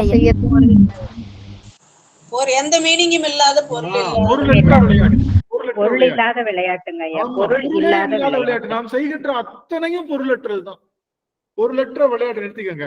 கடிசேர் அடியே வந்தடைந்து கடை கொண்டு இருமின், இந்த இருமின்ற வார்த்தை மட்டும் கொஞ்சம் போல மஞ்சள் இருந்ததுன்னா தொட்டு வச்சு அந்த அது அழுத்திட்டீங்க. அந்த இடத்துல கோடு போடணும்னா கோடு போட்டுக்கோங்க. அந்த இடத்த இருமின் என்ன அர்த்தம்னா, கடை கொண்டு இருமின்னா இறைவன் திருவடி ஒண்ணுதான் கடைசி, அதுக்கு மேல போகக்கூடாதுன்ற எண்ணம். வழியை முழுங்கி பெருமானே நான் முழுங்க கத்துக்கிட்டேன் அப்படின்னு சொல்லிட்டோனாலே அவன் திரும்ப வினை வரவே விட மாட்டான். முழு கவசமா நிற்பான், முழு கவசமா நிற்பான். அப்படிப்பட்ட அந்த அருளுடைய பெருமான் என்ன செய்ய போறார் அப்படின்னு சொல்லி அடுத்த வருகின்ற வரிகள் எல்லாம் நாம பார்க்க போறோம். முடிந்த முடிவு சிவன் கழல் தெளிவு, முடிந்த முடிவு சிவன் கடல் தெளிவு. அது ஒண்ணுதான் இந்த ஆன்மாவுக்கு சொல்லணும். எப்ப அவன் திருவடியை தவிர உனக்கு ஒண்ணும் இல்ல. எப்பெல்லாம் மறக்கிறோமோ அப்பெல்லாம் அவன் பேரை சொல்லிடணும். எப்பெல்லாம் நமக்கு வழி வருதோ அப்ப அவன் பேரை சொல்லிடணும். பேரை சொல்றது என்னை காப்பாத்துன்றதுக்காக இல்ல, நான் செஞ்சதுதான் எனக்கு வருதுங்க சுவாமி, ஆனாலும் எனக்கு உன் திருநாமத்தை தவிர வேற பற்றுக்கோடு இல்ல, அதனால திருநாமம் சொல்றேன், உன்னால முடிஞ்சா அதை நீக்கு. இல்லையா, இன்னைக்கும் கரண்ட் போயிடுச்சு சாமி, திரும்ப கரண்ட் போயிடுச்சு 5:55 வரைக்கும். வாயில என்னென்ன வார்த்தை வந்துச்சோ வசப்பாடுமே அவனை என்ன வசப்படும். உனக்கெல்லாம் அறிவு இருக்காடே, நீ எல்லாம் மனுஷனா, நீ எல்லாம் வந்து கடவுளா, கருணையின் கடல்னு சொல்றாங்களே, எங்க அடியவரை பார்க்கணும்னு நினைக்கிறதுக்காக ஒண்ணுமே உடலையே. சொல்ல கரண்ட் வரவே இல்லை. அப்புறம் உட்காந்துட்டேன். அப்பா கொடுத்தா கொடு, நீ கொடுத்தா அங்க போய் உட்கார போறேன். இல்லையா, எங்க அடியார்கள் யாரோ ஒருவர் ராகவனை வரப்போறாரு, யாரோ ஒருத்தர் பண்ண போறாங்க, அதனால இதுக்கு எனக்கு சம்பந்தம் இல்லைன்னு சொல்லி, நிஜமா உண்மை சாமி, இதுக்கு எனக்கு சம்பந்தம் இல்லைன்னு சரணாகதி பண்ண உடனே டீன்றுச்சு. அப்படியே எல்லா பக்கம் அப்படியே கண்கள் நீர் பொழுது. என்னடா இது எதேச்சியா நடந்தாலும் கூட என்னமோ நமக்காக தான் நடந்த மாதிரி ஒரு உணர்வு ஏற்பட்டு நடந்தது போல நினைச்சிட்டு எல்லாத்தையும் முழுவதுமாக துறந்து அந்த செயலையும் விடாது செய்கின்ற ஆற்றல் தான் முழு துறவு. அதுதான் பெருமானுடைய கடை கொண்டு இருமின். இந்த இருமின் வார்த்தையைத்தான் யார் சொன்னான்? வள்ளல் பெருமான் சொன்னார். இருமின் வார்த்தை வள்ளல் பெருமான் பிடிச்சுக்கிட்ட வார்த்தை. அதனால கடை கொண்டு இருமின் திருக்குறிப்பு, அந்த வார்த்தை ரொம்ப முக்கியமான வார்த்தை. அடியோர் பெருமக்கள், அவன் கொடுக்கிற வழியை தாங்கி அவன் திருவடிக்கு மேல ஒரு பொருள் இல்லைன்னு சொல்லி உட்கார்ந்து முழுங்கி வினைய அனுபவிக்கக்கூடிய ஆற்றல் வந்துருச்சு அப்படின்னா, பேரண்ட நாயகன் பெருவழியிலிருந்து உங்க முன்னாடி கண்டிப்பா தோன்றுவான். என்ன வேணும்னு கேட்பான், எல்லாத்தையும் செஞ்சு கொண்டு போயிடுவான். அவ்வளவுதான். அந்த ஒரு நிமிடம் தாங்கிறதுக்கு நீங்க தயாரா இருக்கீங்களான்னு மட்டும்தான். சரியா என்று சொல்லி இந்த அளவில் அடியை நிறைவு செய்கின்றேன். இன்றைய தினம் நிறைவு செய்யும் முகமாக சுவாமி ஐயா சரவணையா இருக்காங்க. சுவாமி இருக்காங்களா? ஐயா சரவண சுவாமி ஐயா நிறைவு பண்ண. திருச்சிற்றம்பலம். தென்னாடுடைய சிவனே போற்றி, எந்நாட்டவர்க்கும் இறைவா போற்றி. வான்முகில் வளாது பெய்க, மலிவலம் சுரக்க மன்னன் கோன்முறை அரசு செய்க, குறைவிலா உயிர்கள் வாழ்க. நான்மறை அறங்கள் ஓங்க, நற்றவம் வேள்வி மல்க. மேன்மைகொள் சைவ நீதி விளங்குக உலகமெல்லாம். மேன்மைகொள் சைவ நீதி விளங்குக உலகமெல்லாம். திருச்சிற்றம்பலம், தில்லையம்பலம், பொன்னம்பலம். குருவாழ்க, குருவேதனை. அனைத்து அடியார் பெருமக்கள் திருவடிகளையும் மலரிட்டு மனமே மொழிகளால் வணங்கிக்கொள்கிறேன். சிவாய நம்ம. ரொம்ப மகிழ்ச்சிங்க சுவாமி. ஐயா குரல் கேட்டது ரொம்ப மகிழ்ச்சியா இருக்கு. அடியவர்கள் ஏதாவது ஓரிரு வார்த்தை, 2 அடியவர்களுக்கு தான் வாய்ப்பு. அடியனுக்கு காலம் ரொம்ப கம்மியா இருக்கிறதுனால 2 அடியவர்களுக்கு வாய்ப்பு. அடியார்கள் தங்களுடைய பதிவுகளை சொல்லலாம். புதிதா வந்திருக்காரு அரவிந்த் சுவாமி ஐயா அவர்கள் ஓரிரு வார்த்தைகள், உங்களுடைய அனுபவம் எப்படி இருந்தது இந்த இந்த அமர்வுல அப்படிங்கிறத உங்களால பேச முடிஞ்சா பேசலாம். ஐயா நமஸ்கார். நல்ல ஒரு புரிதலான பாட்டீங்க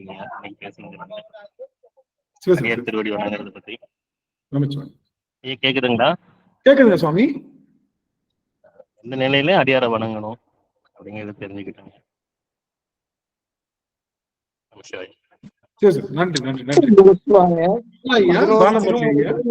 வணங்குதலை கூறியிருக்கிறீங்க. 12வது திருமுறை அடியாரை வணங்குதல் என்பதை புரிகின்றேன். மகிழ்ச்சிங்க ஐயா. அம்மா ரேவதி செல்வகுமார் அம்மா ஒரு வார்த்தைகள்.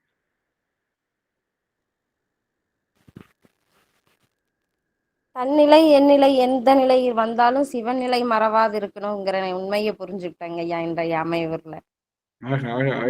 எத்தனை வார்த்தை, அருமை. அந்நிலை இந்நிலை இருந்தாலும் சிவநிலை மாறாது இருக்கணும். என்ன போடுறாங்க. திருச்சிற்றம்பலம். குருவடி சரணம் ஐயா. குருவடிகள் போற்றி, குருவடிகள் போற்றி. சிவசார் அடியார்கள் கொஞ்சம் கொஞ்சம் பேசலாம். நம்ம பழைய அடியார்கள் ஓரிரு வார்த்தைகள், பழைய அடியார்கள் யாவரேனும் ஒரு வார்த்தைகள். ஐயா, சரணாகதி என்பது முடிவான முடிவு ஐயா. சரணாகதி ஆகணும். நான் மகிழ்ச்சி. சந்திராமா, எத்தனை வலி என்ன கஷ்டம் வந்தாலும் இந்த பிறவி பிடி தீர்த்தத்தாக சிவபெருமான் நம்மளுக்கு கொடுத்திருக்கிறாரு அப்படிங்கறது உணர்ந்தோம்னா நம்மளுக்கு இந்த பிறவி பிணி தீர்ந்துரும் அப்படிங்கறதுதான் நான் இதுல ரொம்ப ஆழமா புரிஞ்சுக்கிட்டேன். மகிழ்ச்சி. குழந்தைவேலையா சுவாமி, நன்றே செய்வாய் பிழை செய்வாய் நானோ இதற்கு நாயகமே. அதுதான் இந்த வாரத்தினுடைய முழு இதுவும் இந்த வகுப்பினுடைய முழு பொருள் அதுதான். அவ்வளவுதான். ரொம்ப மகிழ்ச்சி மகிழ்ச்சி மகிழ்ச்சி. சிவசார் ரொம்ப மகிழ்ச்சி. பிரேமம்மா, புஷ்பம்மா பேசுங்க. புஷ்பம்மா, ஞானம் போய் என் நெஞ்சம் போய் அவர் திருவடி ஒன்றே மெய் சிவா. அட்டகாசம். ஒரு வாசகனால் திருவாசகம். பிரேமம்மா, ஐயா அந்த முடிந்த முடிவு, அதாவது அனுபவத்தின் முடிவு என்ன அப்படின்னு கேட்டா அன்பு ஒன்றுதான். ஆனா அன்பு செய்வது சிவத்தின் மேல் தான் நம்ம வைக்கணும். அதுக்கு மூல காரணமா இருக்கக்கூடிய குருநாதரையும் வணங்கணும், அடியார்களையும் வணங்கணும். எவ்வளவுக்கு எவ்வளவு நம்ம வணங்குறோமோ அந்த அளவுக்கு பெருமா நம்ம விரைவிலே நம்ம அடையலாம். அதாங்க இந்த சாரத்தினுடைய சிறப்பு. ஆனா அடியார்னு சொல்லலாம் தவிர அடியேன் அடியார் என்னைக்குமே நான் சொன்னது இல்லைங்கய்யா. ஆனா என்னை பொறுத்த வரைக்கும் நான் மற்ற அடியார் நான் யாரையும் குறிப்பிடலைங்கய்யா. ஆனா எனக்கு இன்னும் அந்த பக்குவ நிலை வரலன்னு தான். உண்மைதான். நம்ம அடியாருன்னு சொல்லிக்கலாம் தவிர நான் அடியாரே இல்லைன்னு தான் சொல்லுவாங்கய்யா. ஏன்னா அந்த அளவுக்கு தகுதியெல்லாம் எனக்கு இன்னும் வரல. சிவா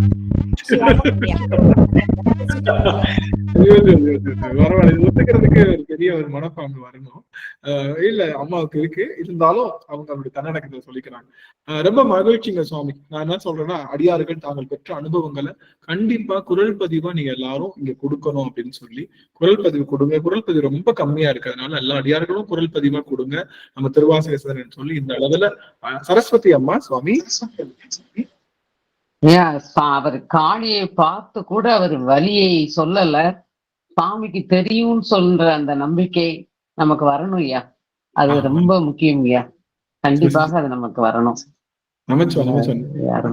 திருவடியை தான் நமக்கு சாமியோட திருவடியை கடைக்கொண்டிருமின் திருக்குறிப்பு. அருமை அருமை. கடைக்கொண்டு அந்த நம்பிக்கை எங்கம்மா வருது? எதை தின்னா பித்தம் தெரியும் அப்படின்னு சொல்லிட்டு நம்ம அழைச்சிட்டு இருக்கோம். முழுங்க கத்துக்கணும். முழுங்க கத்துக்க முடியல நம்மளுக்கு. இருந்தாலும் தெளிவில்லை. தனியா பிரிச்சுட்டோம்னா தெரியாது நமக்கு அந்த வழி. அது தெரியணும் நமக்கு. அதுக்குதான் நம்ம ஐயா நமக்கு குருநாதரா உணர்த்திட்டு இருக்காரு. நம்ம அப்படியே உணர்ந்தவாறு நம்ம அவர் எப்படி சொல்றதே ஒரு உணரணும். அந்த பக்குவம் நமக்கு எப்ப வருதுன்னு தெரியாது. ஆனா ஐயா நீங்க சொன்னது இந்த முதல்ல சொன்னீங்க, 1000 புக்கு படிச்சா கூட இறைவனுடைய திருவடிதான் நம்ம தேர்வு. அதுதான் நமக்கு வைக்கிற இது. அந்த இதுல நம்ம இருக்கணும்னு சொன்னீங்க. ரொம்ப நல்லா இருந்ததுங்கய்யா. சிவாய நம்ம திருவடி வணக்கங்கய்யா. சிறப்புங்கய்யா. சரவணசாமி ஐயா.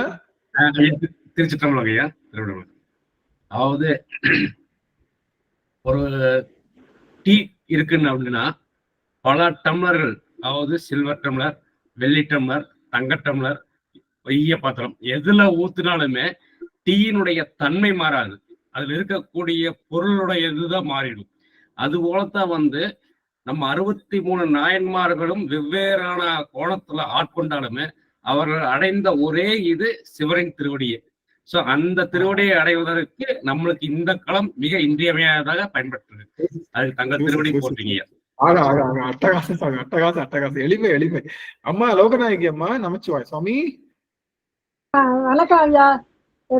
திருவாசகம் என்பது பொருள் பொதிந்த மொழி. திருவாசகம் என்பது செம்மையான மெய்ப்பொருளான சிவத்தின் அருமை.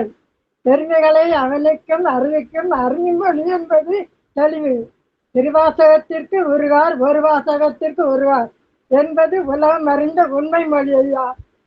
நன்றி ஐயா. நன்றி நன்றி நன்றி நன்றி நன்றி. உணர்வு உணர்வு உணர்வு.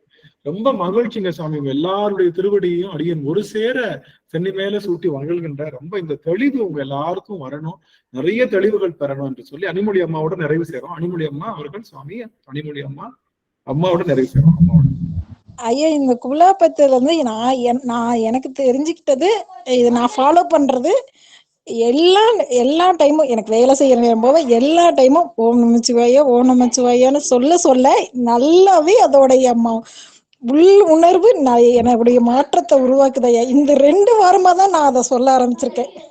இதுக்கு முன்ன நான் சொல்லல. இப்போ நான் அது எல்லா டைமும் மனசுக்குள்ள மத்த நினைவுகள் மத்த பாட்டு எது ஓடனாலும் இது எனக்கு டக்குன்னு மாற்றத்தை கொண்டது. இது என்ன மாற்றத்தை உருவாக்கி எல்லா டைமும் சொல்ல ஆரம்பிச்சிட்டேன் ஐயா. ரொம்ப ரொம்ப எனக்கு குரு கிடைச்சதுக்கு கோடான கோடி நன்றிங்க ஐயா. சிவனுக்கு ரொம்ப நன்றி. எனக்கு குருவா எனக்கு அமைஞ்சதுக்கு ரொம்ப நன்றிங்க ஐயா. குருநாதர் எல்லாமே அடியனுடைய குருநாதர் சாமி, அடிநாயகன் உயர் எள்ளுக்கும் தகுதி இல்லாதவன் என்று சொல்லி அத்தனை அடியார்கள் திருவடியும் சிவ அம்மா கரம் உயர்த்திட்டாங்க. அம்மா சுபாஷினி அம்மா வேகமா முடிக்கலாம் ஓரிரு வார்த்தைகளோட. அம்மா உயர்த்திட்டாங்க. சுபாஷினி அம்மா. சிவாய நமங்க ஐயா. இன்னைக்கு கிளாஸ்ல இருந்தது சிவனை தவிர எதுவுமே பெருசு இல்ல. சிவனா எப்பவும் நித்தம் சிவ தொண்டு செய்யணும், சிவனை பற்றுறதுக்கு அடியார் திருவடி சேரணும், ஒவ்வொரு மில்லி செகண்ட் அவரை பிடிக்கிறதுக்கு குருநாதரோட திருவடி பெறணும். ரொம்ப மகிழ்ச்சி. அவங்க எல்லாரும் உருகி சொல்லும் போது கேட்டதை திரும்ப கேட்டாலும் அவ்வளவு பெரிய உணர்வு கிடைக்குது எல்லாருக்கும். சுசிலாமா அவர்கள். சாமி சிவாய் நமங்க ஐயா. ஐயா நம்ம சிவனை மட்டுமே நினைச்சிருந்து சிவனை தவிர ஒண்ணுமே இல்லை, நம்மளை நடத்துறது, நம்மளோட செய்ய வைக்கிறது, பேச வைக்கிறது எல்லாமே அவனுடைய செயல்தான் அப்படின்னு நினைச்சிட்டு நம்ம இவர் எதையுமே நாம எதிர்பார்க்கவும் வேண்டாம், செய்யவும் வேண்டாங்க ஐயா. ஆனா எல்லாமே தன்னாலேயே நிகழுங்க ஐயா. அதுதான் உண்மை. அது உங்களுடைய இதுல நாங்க அப்படியே உணர்ந்து எல்லாருமே நிறைய பேர் சொல்லாம இருக்கலாங்க ஐயா. உண்மையில அதுதாங்க ஐயா. அவரை மட்டும் நினைச்சிட்டு நம்ம எதையுமே செய்யணும் அப்படிதான் என்ன நீ நடத்து, என்னுடைய பேச்சு செயல் எல்லாமே உன்னோடது, நீ தான் என்ன நடத்துற அப்படின்னு நம்ம இருந்தாலே தன்னாலே எல்லாமே என்னென்னமோ நடக்குதுங்க ஐயா. உண்மையிலேயே நம்ம எதிர்பாராதெல்லாம். இதுக்கு மேல அப்புறம் என்னங்க ஐயா வேணும்? சிவத்தையே பிடிச்சிட்டு இருக்க வேண்டியதாங்க, வேற எதுவுமே வேண்டாங்க ஐயா. சிவாய தவம் சாமி. எல்லாருடைய திருவடியும் அடியன் பல்காலம் வணங்குறேன். ரொம்ப மகிழ்ச்சி. அத்தனை பேரும் உருகி உழுகிறீங்க பெருமானை நினைக்கும் போது. அது நம்ம திருவாசகம் சிந்தனை செய்த பெரும் தவம். 356 357 இன்னும் எத்தனை அமர்வுகள் செல்ல இருக்கின்றோமோ ஒவ்வொரு நாளும் பெருமானுடைய திருவடியை அப்படியே அங்குலமாக அனுபவித்துக் கொண்டிருக்கிறோம்னு சொல்லி அந்த அளவுல இன்றைய தினம் நிறைவு செய்யலாம். நிறைவு செய்யும் முகமாக பிரேமாமா அவர்கள் ஆரிய தொடர்ந்து பாடி நிறைவு செய்யலாம். நமச்சிவாய். யமுனம்மா இருக்காங்களா? இருக்காங்களா? இருக்காங்க. திருச்சிற்றம்பலம். ஆரிரு தடந்தோள் வாழ்க, அருமுகம் வாழ்க, வெற்பை கூறுசை தனிவேல் வாழ்க, குக்குடம் வாழ்க, செவ்வேல் ஏரிய மஞ்சை வாழ்க, யானை தன்னணங்கு வாழ்க, மாறிலா வள்ளி வாழ்க, வாழ்க சீரடியார் எல்லாம், மாறிலா வள்ளி வாழ்க, வாழ்க சீரடியார் எல்லாம், வாழ்க சீரடியார் எல்லாம். திருச்சிற்றம்பலம். அனைத்து அடியார் திருவடி தாமரையில் சென்னிமேல் சுற்றி வணங்குகிறேன். சிவாய நம. திருச்சிற்றம்பலம். குருவாழ்க, குருவே துணை. அத்தனை அடியார்கள் திருவடியும் போற்றுகின்றேன் சுவாமி. ரொம்ப மகிழ்ச்சி. அடியார்கள் உத்தரவு வாங்கிக்கலாம். வெள்ளிக்கிழமை நாம கருமானை மீண்டும் அதுல சந்திக்கிறோம். மகிழ்ச்சி. அடியார்களுக்கு உத்தரவு வாங்கிக்கிறேன் ஐயா. நாளை காலையில 10 மணிக்கு நாளை காலையில 10 மணிக்கு நமக்கு லிங்க்ல இதே லிங்க்ல இது இருக்கு. நமக்கு நாவுக்கரசு பெருமான் புராணம் இருக்கு. வாய்ப்புடைய அடியார்கள் கலந்து கொள்ளலாம்னு சொல்லி திருவடி பணிந்து கேட்டுக்கோங்க. நல்லதுங்க சுவாமி.